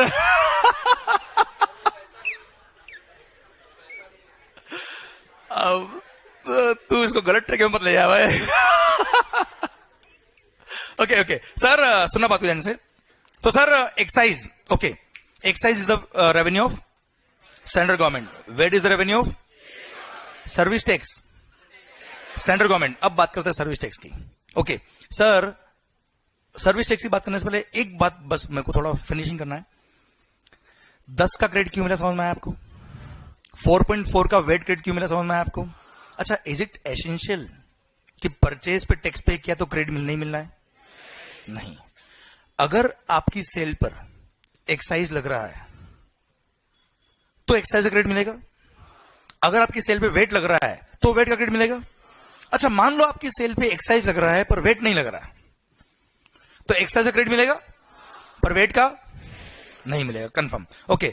अगर आपकी सेल पे वेट लग रहा है पर एक्साइज नहीं लग रहा तो वेट का क्रेडिट मिलेगा, एक्साइज का मतलब इट्स नॉट एसेंशियल कि कोई भी टैक्स लग जाए तो क्रेडिट लेना ही लेना है, ऐसा नहीं है। ये कंफर्म हो गई सर बात? Okay sir, service tax is the revenue of central government, excise is also the revenue of central government. इसलिए सिंस डिपार्टमेंट भी एक, सीबीआईसी अभी नाम हो गया जिसका पहला नाम था सीबीईसी, डिपार्टमेंट भी एक, गवर्नमेंट भी एक, भले सर्विस टैक्स हो या एक्साइज हो। क्लियर? अगर आपने अपने बिजनेस के लिए परचेज किया कोई गुड्स या सर्विसेज जिसपे एक्साइज पे किया या सर्विस टैक्स पे किया, एक ही गवर्नमेंट को पे किया, सेंट्रल गवर्नमेंट को, इसलिए एक्साइज पे किया या सर्विस टैक्स पे किया, दोनों को क्या मिलता था? CENVAT credit. दोनों को क्या मिलेगा सर? और खास बात, आपने परचेज पे एक्साइज पे किया हो या सर्विस टैक्स पे किया हो, दोनों का सैनवेट क्रेडिट मिलता है। और खास बात, दोनों का सैनवेट क्रेडिट दोनों के लिए काम आता है। देखो, वेट किसको पे किया था आपने? स्टेट को, इसलिए वेट काम नहीं आता था एक्साइज में। पर सर्विस टैक्स किसको पे किया? एक्साइज, इसलिए आपके सेल पर एक्साइज लगे या सेल पे सर्विस टैक्स लगे। परचेज पे एक्साइज पे किया या सर्विस टैक्स पे किया, दोनों का सैनवेट क्रेडिट दोनों में काम आता है सब। हाँ है ना? पक्का बच्चों? Okay done. तो अगर मैं एक सर्विस प्रोवाइडर हूं सर, क्या करता हूं? सर्विस प्रोवाइड करता हूं सर, क्या लगेगा? Service tax. अभी जीएसटी नहीं है, क्या लगेगा मालिक? Service tax. जब मैं सर्विसेज प्रोवाइड करूंगा तो क्या वेट लगेगा? नहीं, सर्विसेज में वेट नहीं था। क्लियर? ओके सर, मैंने सर्विसेज प्रोवाइड करी, क्या लगेगा मालिक? Service tax is the revenue of central government. अब मान लो सर्विसेज प्रोवाइड करने के लिए, या आप एग्जांपल इस क्लासरूम का ले लो सर, ये कोचिंग क्लास का ले लो सर। सर्विसेज प्रोवाइड करने के लिए हमने लैपटॉप परचेज किया, ये एसीज परचेज किया, प्रोजेक्टर परचेज किया, कैमरा परचेज किया, कई सारी गुड्स परचेज की, जो भी आप देख रहे हो सर। इनके परचेज पे हमने एक्साइज पे किया, इनके परचेज पे हमने वेट भी पे किया होगा मालिक, और इनको यूज करके हम सर्विसेज दे रहे हैं। सेल पे क्या लग रहा है हमारे? Service tax. क्या वेट लग रहा है? तो सर हमने जो एक्साइज पे किया उसका क्या मिल जाएगा? CENVAT credit. पर वेट का नहीं मिलेगा। क्लियर? अच्छा, हमने कुछ सर्विसेज भी ली होगी सर, जैसे हम वीडियो रिकॉर्डिंग की सर्विसेज ले रहे हैं, इस पे हमने क्या पे किया? Service tax. इसका भी हमको क्या मिल जाएगा? CENVAT credit. अरे पक्का बच्चों, मतलब अगर मैं एक सर्विस प्रोवाइडर हूं, अब समझना बच्चों बात को, हम नेक्स्ट स्टेप पे जा रहे हैं। ओके, अगर मैं एक सर्विस प्रोवाइडर हूं, कौन में क्या लगेगा मालिक? Service tax. इसलिए मैंने परचेज पे एक्साइज पे किया या सर्विस टैक्स पे किया, मुझे क्या मिल जाएगा? CENVAT credit. पर वेट का क्रेडिट नहीं मिलेगा। क्लियर? सेकंड, अगर मैं एक मैन्युफैक्चरर हूं, कौन बेटा मैं? तो मैन्युफैक्चरर पे क्या लगेगा? एक्साइज भी लगता है और वेट भी लगता है। इसलिए परचेज पे मैंने एक्साइज पे किया हो, सर्विस टैक्स पे किया हो या वेट पे किया हो, मैं जनरल बात कर रहा हूं, ओवरव्यू इंडस्ट्री वाइज, तीनों को मेरे को मिल जाएगा क्रेडिट, एक्साइज सर्विस टैक्स का सैनवेट क्रेडिट और वेट का wait credit. Clear? Third industry, if I am a trader, क्या करता हूं? ट्रेडिंग, गुड्स खरीद के बेचता हूं बेटा मैं। ट्रेडिंग पे क्या लगता है मालिक? ओनली वेट, एक्साइज नहीं लगता है, वेट एक्साइज नहीं लगता है सेल पर सर। अरे हाँ है ना? सर्विस टैक्स भी नहीं लगता सर। मेरी सेल पे क्या लगेगा? केवल, सिंस मेरी सेल पे केवल वेट लग रहा है, एक्साइज सर्विस टैक्स नहीं लग रहा, तो मुझे एक्साइज और सर्विस टैक्स का कोई सैनवेट क्रेडिट नहीं मिलेगा, पर वेट का क्रेडिट मिल जाएगा। क्लियर? तो तीन इंडस्ट्री होती है sir, service industry, manufacturing industry और ट्रेडिंग इंडस्ट्री। तीनों की वापस बात करता हूं मैं आपसे, ध्यान से समझना। क्लियर? समझ में आएगा कि जीएसटी क्यों आ रहा है। ओके, सुनना बच्चे ध्यान से। अगर मैं एक मैन्युफैक्चरर हूं, मोटा मोटी तौर पे बात कर रहा हूं, मैं मान रहा हूं सारी गुड्स टैक्सेबल है सर। अगर मैं मैन्युफैक्चरर हूं तो मैंने परचेज पे एक्साइज पे किया, सर्विस टैक्स पे किया या वेट पे किया, मेरे को सबका क्रेडिट मिल रहा है, कोई टेंशन नहीं है। पर अगर मैं एक ट्रेडर हूं बेटा, क्या करता हूं? ट्रेडिंग करता हूं, मेरे को एक्साइज और सर्विस टैक्स का कोई क्रेडिट नहीं मिलेगा, वेट का क्रेडिट मिल जाएगा मेरे को। तो सोचो, एक्साइज और सर्विस टैक्स का जो क्रेडिट मेरे को नहीं मिल रहा है, वो क्या होगा? कॉस्ट का पार्ट बन जाएगा, कॉस्ट में ऐड हो जाएगा सर। सोचो, if I am a trader, मेरा एक शोरूम है सर, मैं एसी बेचता हूं और एसी का मेरा शोरूम है इलेक्ट्रॉनिक इक्विपमेंट का। अब सोचो, उस एसी के शोरूम में मैंने अपने लैपटॉप लाया हूंगा, कंप्यूटर्स लाया हूंगा। क्लियर? मैंने अपने शोरूम के लिए सर, होता है एसी मेरे शोरूम में काम आ रहा है खुद का, और ये से नो सर, उन पे मैंने एक्साइज पे किया होगा, मैंने कंसल्टेंसी सर्विसेज ली होगी, एडवर्टाइजमेंट सर्विसेज ली होगी, मार्केटिंग सर्विसेज, बहुत सारी सर्विसेज ली होगी, उन पे क्या पे किया? Service tax. क्या मेरे को एक भी रुपए का क्रेडिट मिल रहा है क्या? क्या वो सर्विसेज मेरे पर्सनल यूज में काम आ रही है क्या? पर्सनल यूज में काम नहीं आ रही है, बिजनेस के लिए काम आ रही है, फिर भी क्रेडिट नहीं मिल पा रहा है। ट्रेडिंग इंडस्ट्री की बात कर रहा हूं मैं। थर्ड बात कर रहा हूं किसकी? सर्विस इंडस्ट्री, हम सब की बात कर रहा हूं मैं। हम सब सर्विस इंडस्ट्री में है सर, और आप लोग आने वाले हो सर। सर सर्विस इंडस्ट्री में क्या था? सर्विस टैक्स, एक्साइज का क्रेडिट मिल जाएगा, सर्विस टैक्स का क्रेडिट मिल जाएगा, पर वेट का क्रेडिट। अब सर मान लो हम सबका ऑफिस है सर, वी आर कंसल्टेंट्स, हमने अपने ऑफिस के लिए क्या परचेज किया होगा? एसी परचेज किया होगा, लैपटॉप परचेज किया होगा, प्रोजेक्टर परचेज किया होगा, कैमरा परचेज किया होगा, बहुत सारी गुड्स परचेज करी होगी। ये क्लासरूम देखो आप, यहाँ पे स्विच बोर्ड भी अगर आपको दिख रहा है, लाइट भी अगर आपको दिख रही है, एसी भी अगर आपको दिख रहा है, प्रोजेक्टर जो भी आपको दिख रहा है, माइक सिस्टम, इन सब पे एक्साइज पे क्या होगा हमने? क्लियर? इसका हमको क्या मिल जाएगा? क्रेडिट मिल जाएगा। हमने जो सर्विसेज ली होगी उसका क्या मिल जाएगा? सर्विस टैक्स का क्रेडिट। क्लियर? पर वेट पे क्या होगा? तो वेट पे क्या होगा? तो नहीं मिलेगा। एक्साइज पे क्या होगा? तो ओके। अगर एक्साइज का क्रेडिट चाहिए तो बिल पे क्या लिखा होना चाहिए? Excise. Bill pay, purchase bill pay अगर एक्साइज लिखा ही नहीं है, परचेज बिल पर अगर एक्साइज ही नहीं है तो क्या क्रेडिट मिलेगा? ओके। तो सर अगर मेरे को एक्साइज का क्रेडिट चाहिए तो I should have the invoice of excise, और एक्साइज वाला बिल कौन लिख सकता है बेटा? मैन्युफैक्चरर। क्योंकि एक्साइज लगता कब है? मैन्युफैक्चरर पे, और पहले कुछ डीलर्स भी इश्यू कर सकते थे, उसको इग्नोर करो आप। ओके। तो सर मतलब अगर मेरे को इन 5 एसीज का क्रेडिट चाहिए तो I should buy all these ACs from the manufacturer. ये लैपटॉप का क्रेडिट चाहिए मेरे को, तो I should by this laptop from manufacturer. Is it possible? सोचो, ये एक प्रोजेक्टर लेने के लिए, ये 10 एसी लेने के लिए, 2 कैमरा लेने के लिए, माइक सिस्टम लेने के लिए, लैपटॉप के लिए, क्या मैं मैन्युफैक्चरर के पास जाऊंगा? सोचो आप, 2 लैपटॉप लेने के लिए मैन्युफैक्चरर के पास जाऊंगा। फैक्ट्री गुड़गांव में, गुरुग्राम, मुंबई से गुरुग्राम जाऊंगा 2 लैपटॉप लेने के लिए। क्यों? मेरे को क्रेडिट मिल जाएगा। पहली बात तो मैं वहां जाऊंगा नहीं, सेकंड बात अगर चला भी गया मेरे को बेचेगा नहीं। मैं बोलूंगा 2 लैपटॉप, अरे 2 ट्रक लैपटॉप पिक करो इसके। मैंने कहा 2 ट्रक नहीं, 2, बाहर निकल चल। मैन्युफैक्चरर अगर ये काम करने लगे तो मैन्युफैक्चर कब करेगा सर? अरे हाँ, है ना। तो प्रैक्टिकली बात करें, प्रैक्टिकली मोटा मोटी तो बात करें अगर हम, तो सर सर्विस प्रोवाइडर को एज पर लो एक्साइज का क्रेडिट मिलता है, तो प्रैक्टिकली क्या उसके पास एक्साइज के इन्वेस्ट होते हैं क्या? तो क्रेडिट बिल पे क्या लिखा होगा? वैट। क्योंकि कहां से परचेज किया होगा? शोरूम से परचेज किया होगा, डीलर से परचेज किया होगा, उसने क्या लगाया होगा? वैट। उसका क्रेडिट मिलता नहीं। जो बिल पे लिखा है उसका क्रेडिट मिलता नहीं, और जिसका मिलता है वो बिल पे लिखा नहीं। मतलब जो चाहिए वो है नहीं, जो है वो चाहिए नहीं। Don't link with life. पर सर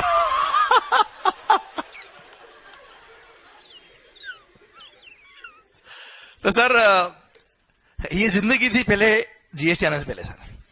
तो सर अभी भी ऐसी है, पर हाँ सर तो सर पॉइंट मेरा आपसे ये है, बात करें, सोचो आप हिंदुस्तान में हर शोरूम वाला, हर ट्रेडर, हर सर्विस प्रोवाइडर कितना क्रेडिट लॉस कर रहा था। और इनफैक्ट मैन्युफैक्चरर की भी मैं बात कर लूं अगर आपसे, मैन्युफैक्चरर को एक्साइज क्रेडिट मिलता है, पर मैन्युफैक्चरर ने अपनी फैक्ट्री के लिए ऐसी परचेज किया, तो वो कौन सा मैन्युफैक्चरर से परचेज किया होगा उसने यार? आप समझे मेरी बात? तो this were the ill effect of indirect taxation in the earlier regime when excise, service tax and VAT were there. समझे आप मेरी बात? तो क्या होता था बेटा कि प्रॉपरली क्रेडिट चेन नहीं बन पा रही थी, प्रॉपर क्रेडिट चेन नहीं बन पा रही थी। इनफैक्ट जब पहले वेट हुआ करता था तो इंटर स्टेट सेल पे सीएसटी लगता था, सेंट्रल सेल्स टैक्स। क्लियर? और सीएसटी, अगेन सीएसटी का कोई क्रेडिट नहीं मिलता था पहले, तो there was some loopholes जिसकी वजह से क्रेडिट मिलना चाहिए वहां भी नहीं मिल रहा था। क्लियर? इसलिए there was a requirement of a tax, a system जो इन सब क्रेडिट्स को फ्लो कर दे। तो सर दिमाग में मत आई क्या, एक काम करते, इन सब टैक्सेस को मर्ज कर देते और सिंगल टैक्स, नाम क्या होगा? भले गुड्स हो या सर्विसेज हो, सारे टैक्सेस मर्ज कर दो, नाम क्या होगा sir? Goods and services tax. Clear? GST इसको हम बोलते हैं। क्लियर? और ये आइडिया है दिमाग में, और सर गवर्नमेंट ने सोचा इन सबको सर मर्ज करके single tax, one nation one tax. Okay, जैसे ये बात करी जीएसटी, अब बात समझो धीरे से, आ गया जीएसटी मुझे बताया, पर कैसे आया वो समझो आप। अब जैसे ही गवर्नमेंट ने सोचा हम लाएंगे क्या, GST, goods and services tax. Okay sir, VAT किसकी रेवेन्यू मर्ज हो जाएगा सर इसमें, VAT, CST, excise, clear, service tax, entertainment tax, ऐसे कई सारे टैक्सेस मर्ज हो गए, लग्जरी टैक्स, क्लियर। तो सर बहुत सारे स्टेट गवर्नमेंट के टैक्सेस, बहुत सारे सेंट्रल गवर्नमेंट के टैक्सेस अगर मर्ज हो जाएंगे, नाम एक ही होगा क्या, जीएसटी। परचेज पे टैक्स पे करेंगे कौन सा, जीएसटी। सेल पे टैक्स पे करेंगे कौन सा, मैन्युफैक्चरर होगा तो भी क्या इश्यू करेगा बिल पे, जीएसटी। ट्रेडर होगा तो भी बिल पे क्या लिखेगा, सर्विस प्रोवाइडर भी क्या लिखेगा, परचेज पे जीएसटी, सेल पे जीएसटी, जीएसटी क्रेडिट, जीएसटी के लिए मिल जाएगा स्मूथ फ्लो ऑफ आईटीसी हो जाएगा सर, हाँ है ना, clear. This was the dream. अब सर ये सपना देखते हुए इन्होंने इंप्लीमेंट करने की कोशिश करी। अब जैसे ही इंप्लीमेंट करेंगे, सबसे पहली बात जीएसटी रेवेन्यू किसका होगा, क्योंकि सेंट्रल गवर्नमेंट और state government, India sir dual economy based government है सर, अपने डुअल टैक्सेशन सिस्टम है इसमें, स्टेट गवर्नमेंट भी और सेंट्रल भी है। स्टेट को भी पैसा चाहिए और सेंट्रल को भी पैसा चाहिए, क्योंकि इंडियन कॉन्स्टिट्यूशन ने दोनों के काम डिवाइड किए हुए हैं कि यूनियन गवर्नमेंट का काम ये होगा, स्टेट गवर्नमेंट का काम ये होगा, और काम करने के लिए क्या चाहिए, वरना मोटिवेशन नहीं मतलब सर ओके। तो सर पॉइंट ये कि रेवेन्यू कहां से आएगा। अब अगर टैक्सेस मर्ज हो जाएंगे सिंगल टैक्स में, तो रेवेन्यू किसका होगा, झगड़ा हुआ था, सेंट्रल गवर्नमेंट का होगा या स्टेट का होगा, किसका होगा सर। इसलिए डिसीजन आया मिल बांट के खाएंगे, क्लियर, आधा तेरा आधा मेरा, क्लियर। इसलिए सर दो टैक्स लाए, कौन कौन से, सीजीएसटी और SGST, central goods and services tax और state goods and services tax. CGST किसका रेवेन्यू होगा, एसजीएसटी किसका रेवेन्यू होगा, स्टेट गवर्नमेंट का, क्लियर। ओके सर, तो सीजीएसटी एक्ट कौन बनाएगा, सेंट्रल गवर्नमेंट। एसजीएसटी एक्ट कौन सा, स्टेट गवर्नमेंट।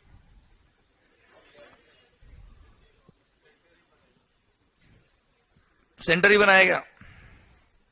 अगर सेंटर एसजीएसटी एक्ट बनाएगा तो स्टेट गवर्नमेंट तो पपेट है केवल, तुम बोलो हम मान रहे हैं, पावर खत्म हो गया ना सर।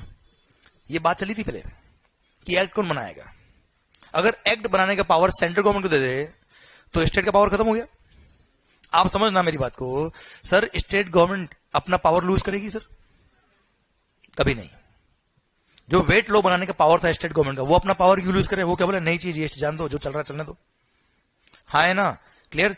तो बताओ अब एक्ट कौन बनाएगा, अगर स्टेट गवर्नमेंट एक्ट बनाएगी तो सर जितनी स्टेट गवर्नमेंट है वो उतने एक्ट बन जाएंगे।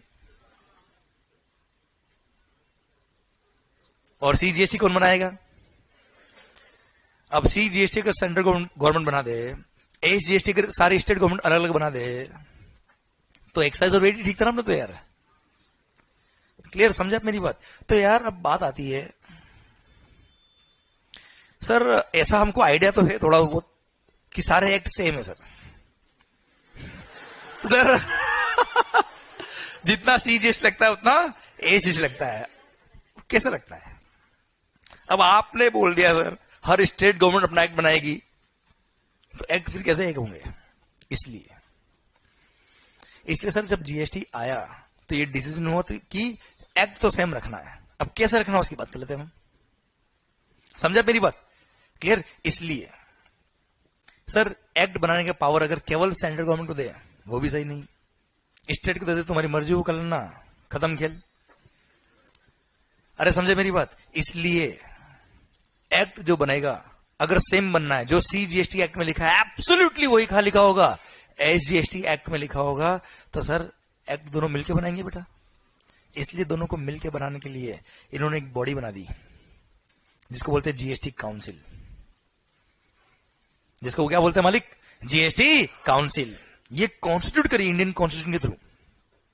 और जीएसटी काउंसिल पता है क्या है सर, ये सेट ऑफ मेंबर्स है, इसमें इसका चेयरमैन होते हैं कौन, यूनियन फाइनेंस मिनिस्टर, वो इसके चेयरमैन होते हैं। और इस काउंसिल में हर स्टेट गवर्नमेंट के नॉमिनेटेड मेंबर्स होते हैं सर, समझिएगा वापस बात को।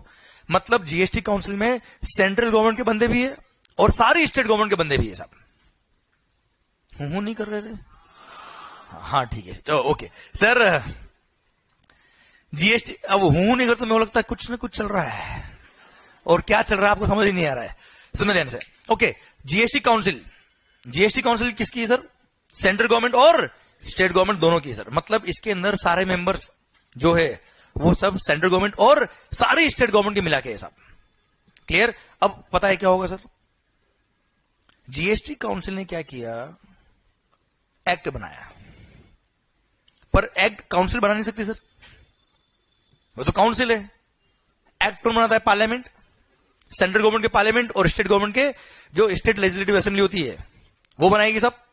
तो इसलिए एक्ट में लिखा कि जीएसटी काउंसिल रिकमेंडेशन देगी, उसके बेस पे एक्ट में चेंजेस होंगे, उसके बेस पे एक्ट में अमेंडमेंट होंगे, और उसके बेस पे एक्ट बनाया गया है। तो सर अब सुनना ध्यान से, काउंसिल ने क्या किया? एक कॉमन एक्ट बनाया, और वो सेंट्रल गवर्नमेंट को दिया, वही किसको दिया? स्टेट गवर्नमेंट को। अब काउंसिल क्या केवल सेंट्रल गवर्नमेंट की है क्या? क्या केवल स्टेट गवर्नमेंट की है क्या? मतलब सब लोग म्यूचुअली डिसाइड करके फिर एक्ट बनाएंगे, उस तरह से एक्ट बनाया ये। क्लियर? तो सीजीएसटी एक्ट भी बन गया और एसजीएसटी। अब पता है कितने स्टेट अपने देश में? 29। Union territories 7। वाह सर, 31 अक्टूबर तक के अमेंडमेंट से तो 31 अक्टूबर को सर इंप्लीमेंट भी हो गया है। कश्मीर हमारा है सर, जम्मू एंड कश्मीर हमारा था, हमारा है, हमारा रहेगा, नो डाउट। एक्ट की बात करें अगर हम तो आर्टिकल 370 डिलीट सर। तो 28 स्टेट गवर्नमेंट हो गई और 9 यूनियन टेरिटरीज हो गई सर। तो अब पॉइंट यह था, ठीक है, जितनी भी स्टेट गवर्नमेंट और यूनियन टेरिटरी वो छोड़ो अभी आप, मेरा पॉइंट यह है कि हर स्टेट गवर्नमेंट अपना अपना एक्ट अलग बनाएगी मालिक, और सेंट्रल गवर्नमेंट अपना एक्ट अलग बनाएगी मालिक। अब दोनों एक्ट अगर अलग अलग हो गए तो जीएसटी पर्पस खत्म हो गया सर। इसलिए जीएसटी काउंसिल ने क्या किया? कॉमन एक्ट बनाया, और वो ही सेक्शंस किसके? सीजीएसटी के है, जो किसमें? State government. और हर एसजीएसटी एक्ट का एक एक सेक्शन सेम है sir. In fact sub section, clause, proviso सब सेम। क्लियर? समझे मेरी बात? प्लस एक्ट को चेंज कौन करता मालिक? आवाज नहीं आ रही ओए? पार्लियामेंट। अब स्टेट गवर्नमेंट का अगर एक्ट है तो कौन चेंज करेगा? State legislative assembly sir. अरे हाँ है ना। अब सर लेजिस्लेटिव असेंबली ने अगर कुछ चेंज कर दिया, मान लो महाराष्ट्र गवर्नमेंट, बीजेपी, बहुत मजे ली तुमने हमारे दोस्त साहब, उन्होंने पेन पे रेट ऑफ जीएसटी जो था वो 0 कर दिया। अब जैसे ही उन्होंने एसजीएसटी एक्ट में अगर कुछ चेंज कर दिया तो किसमें चेंज करना पड़ेगा? क्योंकि एसजीएसटी और सीजीएसटी शुड बी सेम। अगर दोनों सेम होंगे, अगर स्टेट गवर्नमेंट ने कोई चेंज कर दिया तो वो किसको करना पड़ेगा? सेंट्रल गवर्नमेंट को। सेंट्रल ने जैसे चेंज किया सारे स्टेट को चेंज, पूरे हिंदुस्तान में चेंज। सेम डे नोटिफिकेशन दो, सारे स्टेट गवर्नमेंट नोटिफिकेशन देंगे, अगले दिन बोलते नहीं नहीं नहीं वापस लगा दो टैक्स,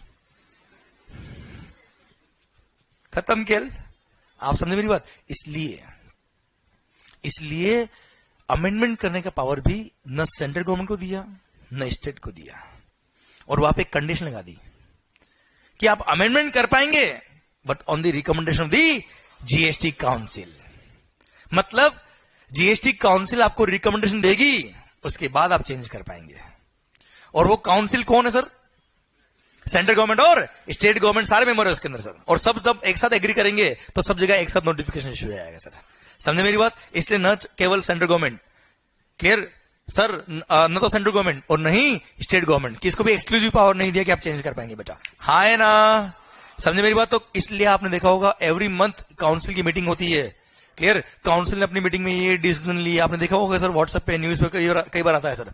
अरे हाँ है ना? वो काउंसिल कितनी इंपॉर्टेंट समझ में आया आपको भी है। क्लियर? उसके बिना अमेंडमेंट नहीं हो पाएगा सर। जैसा अभी हमने बात करी कि गवर्नमेंट के पास पावर की, वो चाहे तो किसी भी गुड्स को एग्जिम कर सकता है कस्टम एक्ट में, पर ऐसा पावर सेंट्रल गवर्नमेंट को दिया, ऐसा पावर सीजीएसटी एक्ट में भी दिया है, पर वहां क्या लिखा है?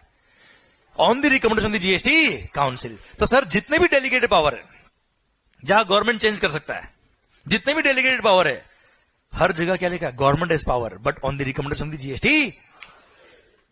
समझे मेरी बात बच्चों आप? क्लियर? तो पूरे जीएसटी एक्ट में, भले वो सीजीएसटी एक्ट हो या एसजीएसटी एक्ट हो, क्या लिखा है? आप चेंज तो कर सकते हो but on the recommendation the GST. Clear picture आपको? ये पक्का पक्का डन। ओके, तो सर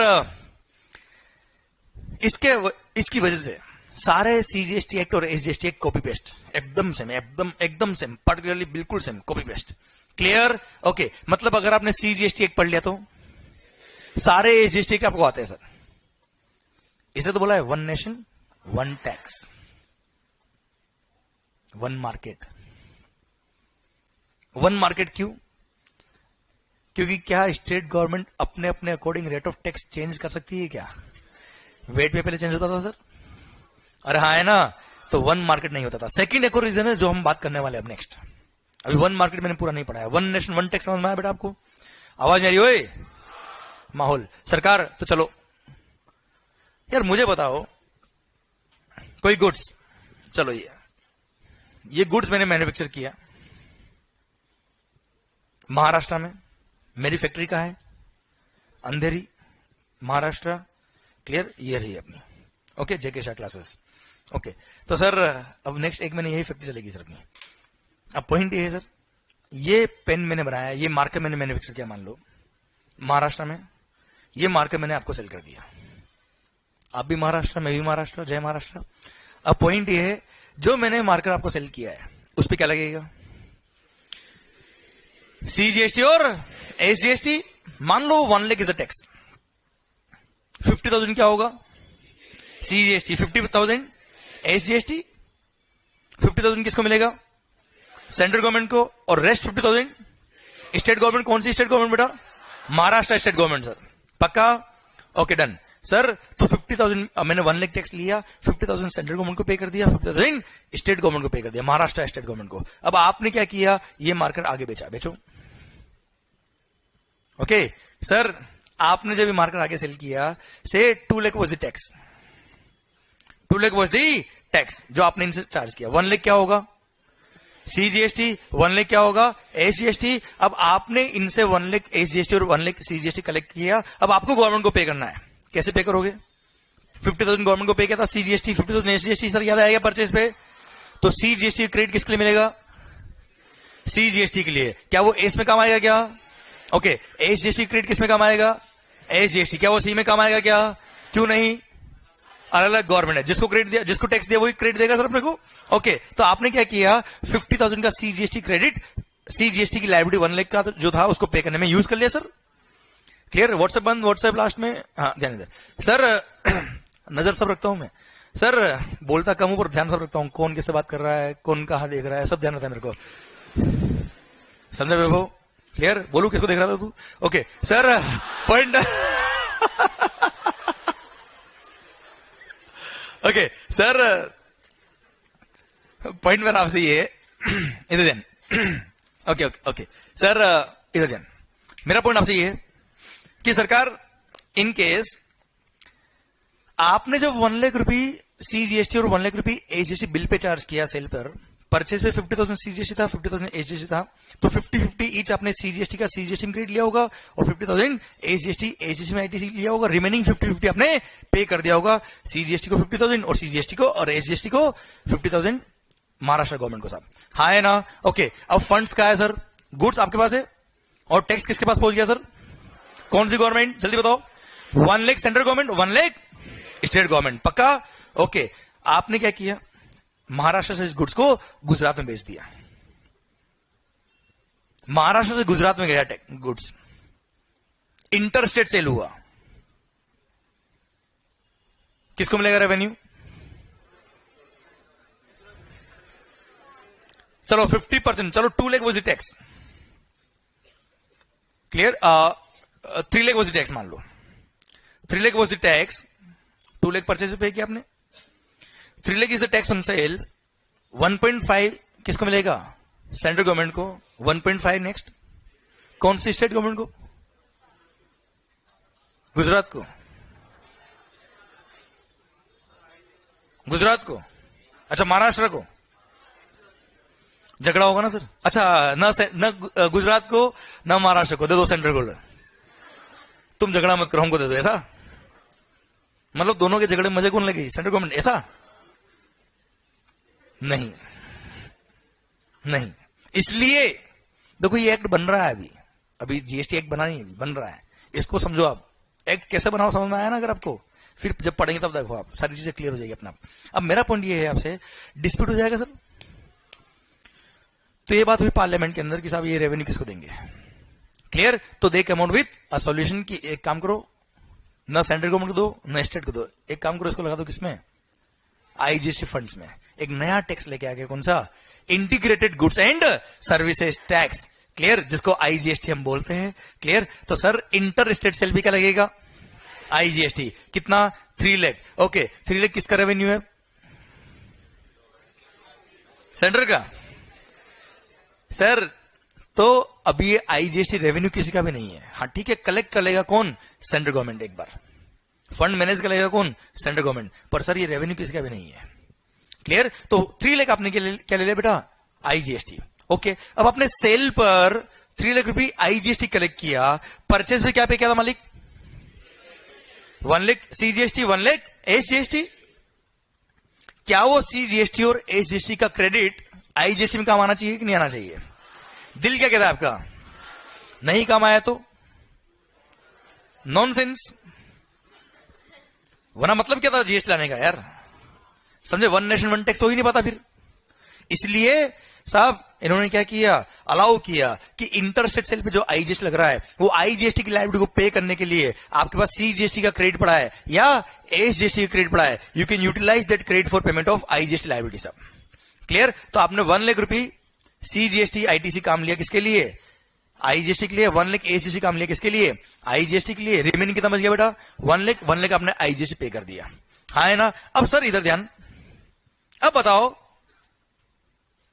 आईजीएसटी अकाउंट में पेमेंट कितना गया, 1 लाख तो पे किया, टैक्स था कितना, अब बोल रहे हो 3 लाख लगा, और फंड्स आया कितना, तो पता है आईजीएसटी पे करने के लिए आपने 1 लाख रुपए कौन सा क्रेडिट लिया है, सीजीएसटी, तो सीजीएसटी के अकाउंट से 1 लाख रुपए निकालेंगे और कहां डालेंगे, आईजीएसटी अकाउंट में।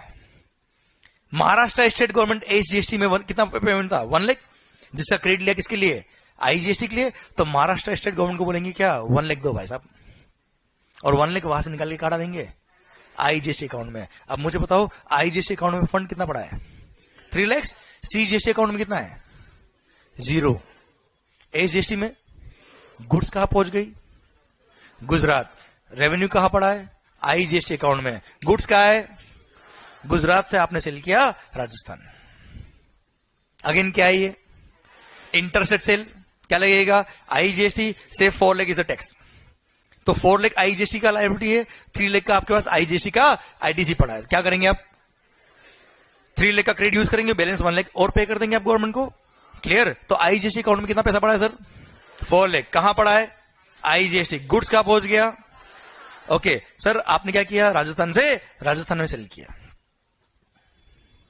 तो राजस्थान में जब सेल किया तो क्या लगेगा, सीजीएसटी और राजस्थान एसजीएसटी बेटा, अरे हाँ है ना, से 5 लाख इज द टैक्स, तो 2.5 लाख क्या हो गया, सीजीएसटी, 2.5 लाख एसजीएसटी।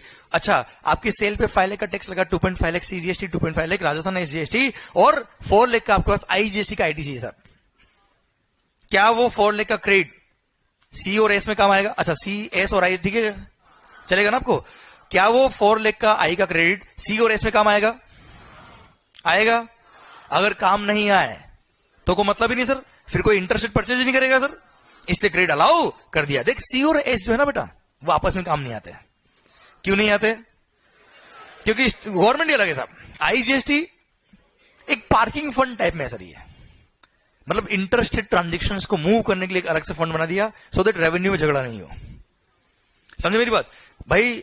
आज महाराष्ट्र गवर्नमेंट से गुजरात गवर्नमेंट अगर पैसा मांगे ना तो महाराष्ट्र मना कर दे, तो चल कौन है भाई मेरे पैसे देखो कि तो आईजीएसटी फंड बना दे, क्या स्मूथ फ्लो हो जाएगा, समझा मेरी बात, ओके। तो सर ये एक पार्किंग फंड है और कुछ नहीं है, बताऊंगा कैसे पार्किंग फंड हुआ ये। अब साहब 5 लाख का आपका लायबिलिटी है, 2.5 लाख सीजीएसटी, 2.5 लाख एसजीएसटी, और 4 लाख का आईटीसी किसका है, आईजीएसटी का। अब आप आईजीएसटी को सी में भी काम ले सकते हो और एस में भी काम ले सकते हो, पहले सी में लेना है, पहले एस में लेना है, पूरा लेना है, लो कोई दिक्कत नहीं है, कोई दिक्कत नहीं सब। क्लियर? मान लो मैंने 2.5 लाख किस में काम ले लिया? CGST में। रिमेनिंग कितना क्रेडिट बच गया? 1.5 लाख। 1.5 लाख किस में काम लिया मैंने? SGST में। अब 2.5 लाख SGST का लाइबिलिटी था, 1.5 लाख का मैंने IGST क्रेडिट यूज कर लिया, बैलेंस कितना बच गया बेटा? 1 लाख क्या पे कर दिया? SGST किसको? राजस्थान गवर्नमेंट को। साहब हाँ है ना? ओके, अब आपने 4 लाख में से 2.5 लाख का IGST ITC किसके लिए काम लिया? तो IGST अकाउंट से फंड निकाल के डालेंगे CGST अकाउंट में। क्लियर? और 1.5 लाख जो IGST ITC काम आया किसके लिए? SGST के लिए। उसके लिए क्या करेंगे हम? 1.5 लाख IGST अकाउंट से निकाल के काट देंगे राजस्थान SGST अकाउंट में, और 1 लाख रुपए आपने राजस्थान SGST पे कर दिया वैसे भी आपने। अब बताओ रेवेन्यू कहां पहुंच गया अल्टीमेटली? IGST कितना है? 0। क्लियर? C में कितना है? 2.5। S में कितना है? कौन से S में? राजस्थान स्टेट में। क्लियर? समझे मेरी बात बच्चों? और मान लो आप एंड कंज्यूमर, खत्म। क्लियर? पिक्चर खत्म। अब मुझे बताओ अल्टीमेट रेवेन्यू किसको मिला? अच्छा, 50% तो सेंट्रल गवर्नमेंट को मिलना ही था। 50% रेवेन्यू सेंट्रल गवर्नमेंट को मिलना था, मिल गया। रिमेनिंग 50% किसको मिला? महाराष्ट्र को, गुजरात को, किसको? गुड्स बना कहां? गुजरा कहां से? पहुंचा कहां? कंज्यूम का हुआ? अल्टीमेट डेस्टिनी क्या थी? रेवेन्यू किसको मिला? इसलिए इसको बोलते हैं डेस्टिनेशन बेस्ड कंजम्पशन टैक्स। तो सरकार, अब आप मुझे बताओ मैन्युफैक्चरिंग स्टेट को रेवेन्यू मिला या कंज्यूमर स्टेट को मिला है? This is how revenue is flow in case of indirect tax, in case of GST in fact. समझे आप मेरी बात? रेवेन्यू किसको मिला बेटा? आवाज नहीं आ रही है। देख, 50% CGST मिलना था, वो मिल गया। रिमेनिंग 50 किसको मिला सर?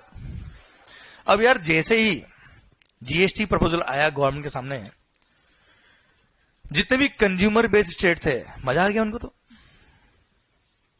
तो जितने भी मैन्युफैक्चरिंग बेस्ड स्टेट थे उनको नुकसान हो गया सर, लॉस हो गया। कैसे?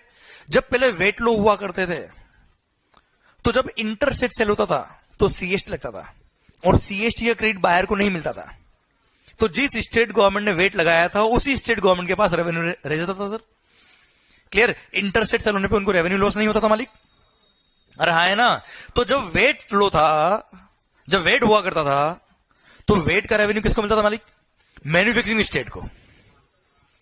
अरे वेट का रेवेन्यू किसको मिलता था मालिक?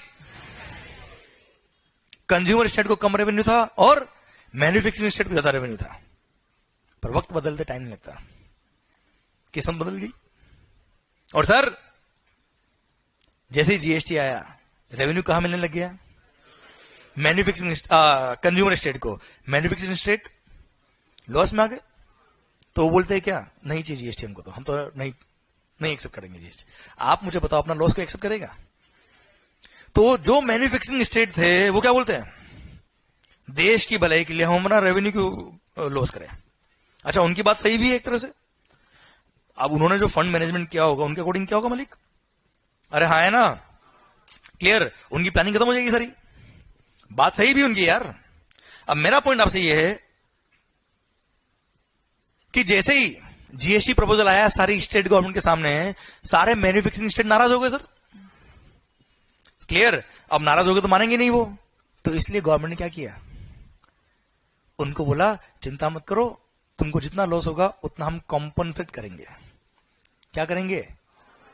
और एक और टैक्स लगा दिया, GST कॉम्पनसेशन सेस। ये खाता ना आप टोबैको, पान मसाला, गुटखा, बीड़ी वगैरह। क्लियर? सिगरेट इन पे वो विमल क्या नाम है उसका, दाने दाने में, ये देखो केसर का स्वाद देखो। मतलब ऐसे से लोग बेटा केसर समझ के दूध में मिला देते हैं उसको। तो सर पॉइंट ये इधर सर, इधर तो सर जितने भी मैन्युफैक्चरिंग स्टेट थे उनको लॉस हो गया सर।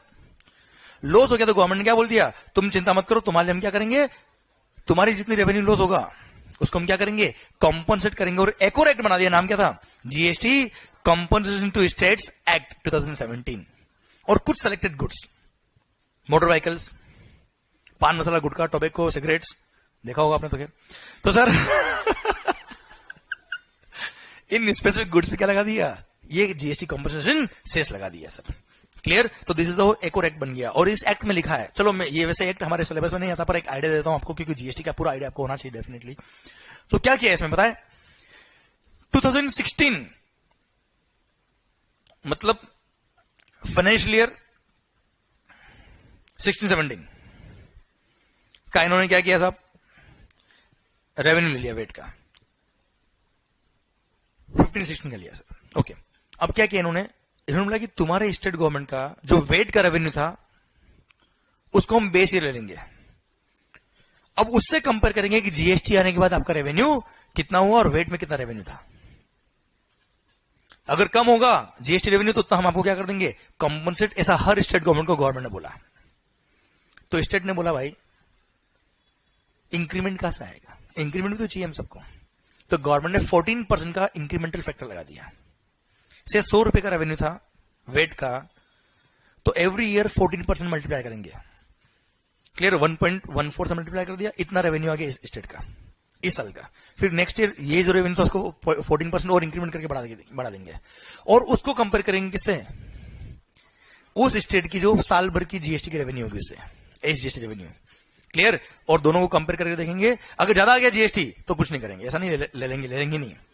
क्लियर, ज्यादा आ गया ठीक है सर, पर अगर कम आया तो उसको क्या करेंगे, कंपनसेट। तो जो लोग सिगरेट पीते, टोबैको खाते हैं, वो लोग उन स्टेट की मदद कर रहे हैं जो जिनको लॉस हो रहा है जीएसटी में। Clear sir, just be confident, don't worry, आप अपनी जान दाव पे लगा के इन स्टेट गवर्नमेंट की मदद कर रहे हो सर।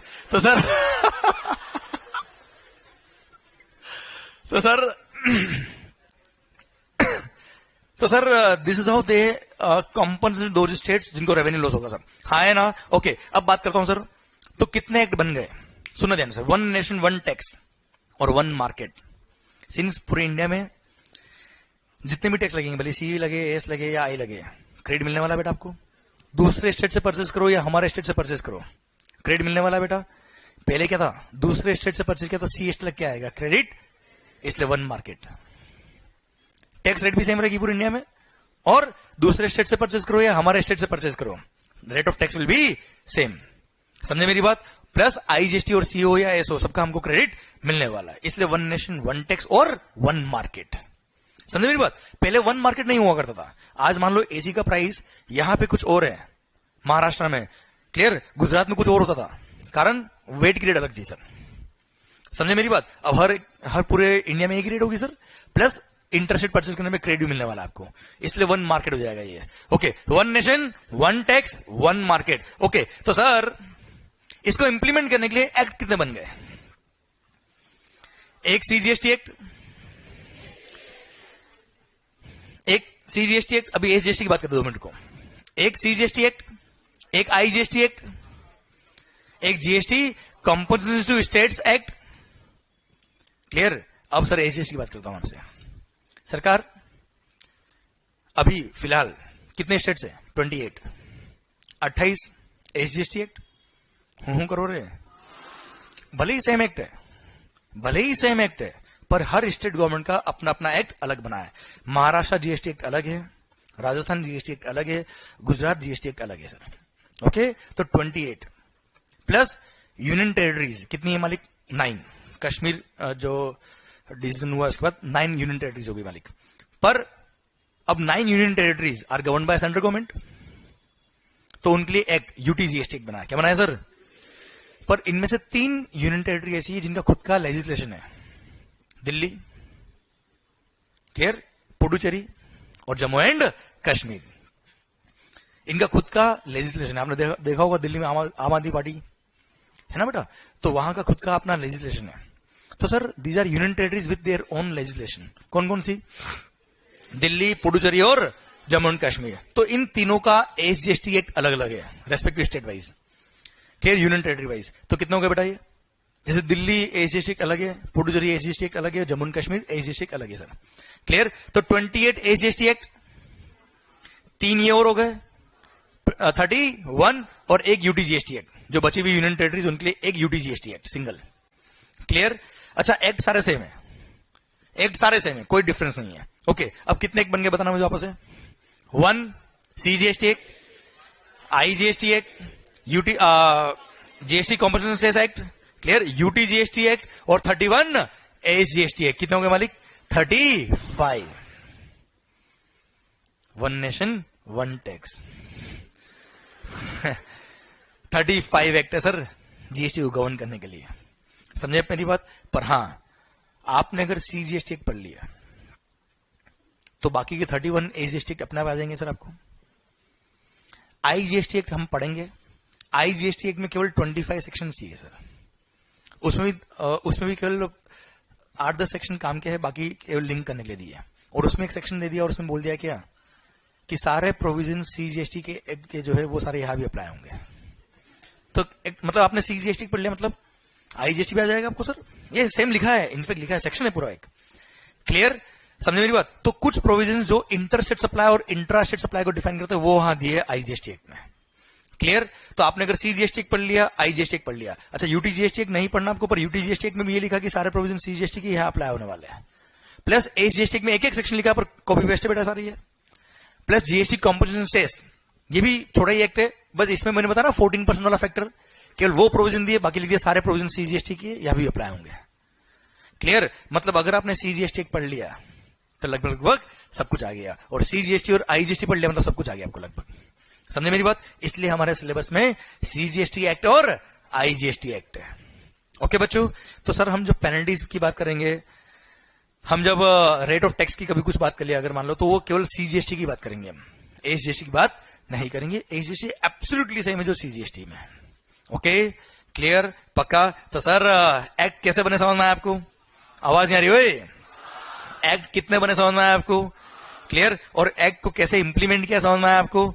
और this is how state government ने सबने एक्सेप्ट किया, क्योंकि जब तक ये सारी स्टेट गवर्नमेंट एक्सेप्ट नहीं करी तब तक जीएसटी आ नहीं सकता था, क्योंकि हर स्टेट गवर्नमेंट में भी क्या चाहिए? SGST act. क्लियर? समझे मेरी बात? तो सर हमने शुरू किया कहां से? 10 का क्रेडिट क्यों मिला, गवर्नमेंट कौन है, टैक्सेशन क्या होता है, डायरेक्ट टैक्स, इनडायरेक्ट टैक्स क्या होता है. क्लियर? हमने बात करी गवर्नमेंट कौन है, हम सब लोग ही. ये गवर्नमेंट एक्ट कैसे बनते हैं, अमेंडमेंट कैसे होते हैं, कहां तक के अमेंडमेंट्स हमारे लिए रिलेवेंट है. क्लियर? फिर हमने पढ़ा एक्साइज, वेट, सर्विस टैक्स में क्या होता था. क्लियर? क्या क्रेडिट मिलता था कि नहीं मिलता था, किसका क्रेडिट मिलता था, किसका नहीं मिलता था, पुराने लोगों के अंदर क्या तकलीफ थी, और क्यों नया एक्ट आया, और नया एक्ट आया तो कैसे आया. प्लस सारे स्टेट गवर्नमेंट में और सेंट्रल गवर्नमेंट में एक्ट कॉमन अगर है तो उसके लिए कारण कौन है? GST council. समझे मेरी बात बच्चों? क्लियर? ये सब हमने बात कर ली कि ये कैसे फ्रेम हुआ है act. I hope you got the entire point. आवाज नहीं आ रही हो? पक्का? डन. तो सर अब हम शुरू करेंगे क्या? GST act. ब्रेक चाहिए क्या आपको? पक्का? चलो तो सर मिलते हैं ब्रेक के बाद. Then will begin with the GST act. Clear? CGST act हम शुरू करेंगे. क्लियर? ये इंट्रोडक्शन था जीएसटी का. ओके, लगभग 15 से 20 मिनट का ब्रेक है. ओके, तो 1-2 घंटे का ब्रेक देगा. Okay, done. चलो मिलते हैं ब्रेक के बाद. ओके.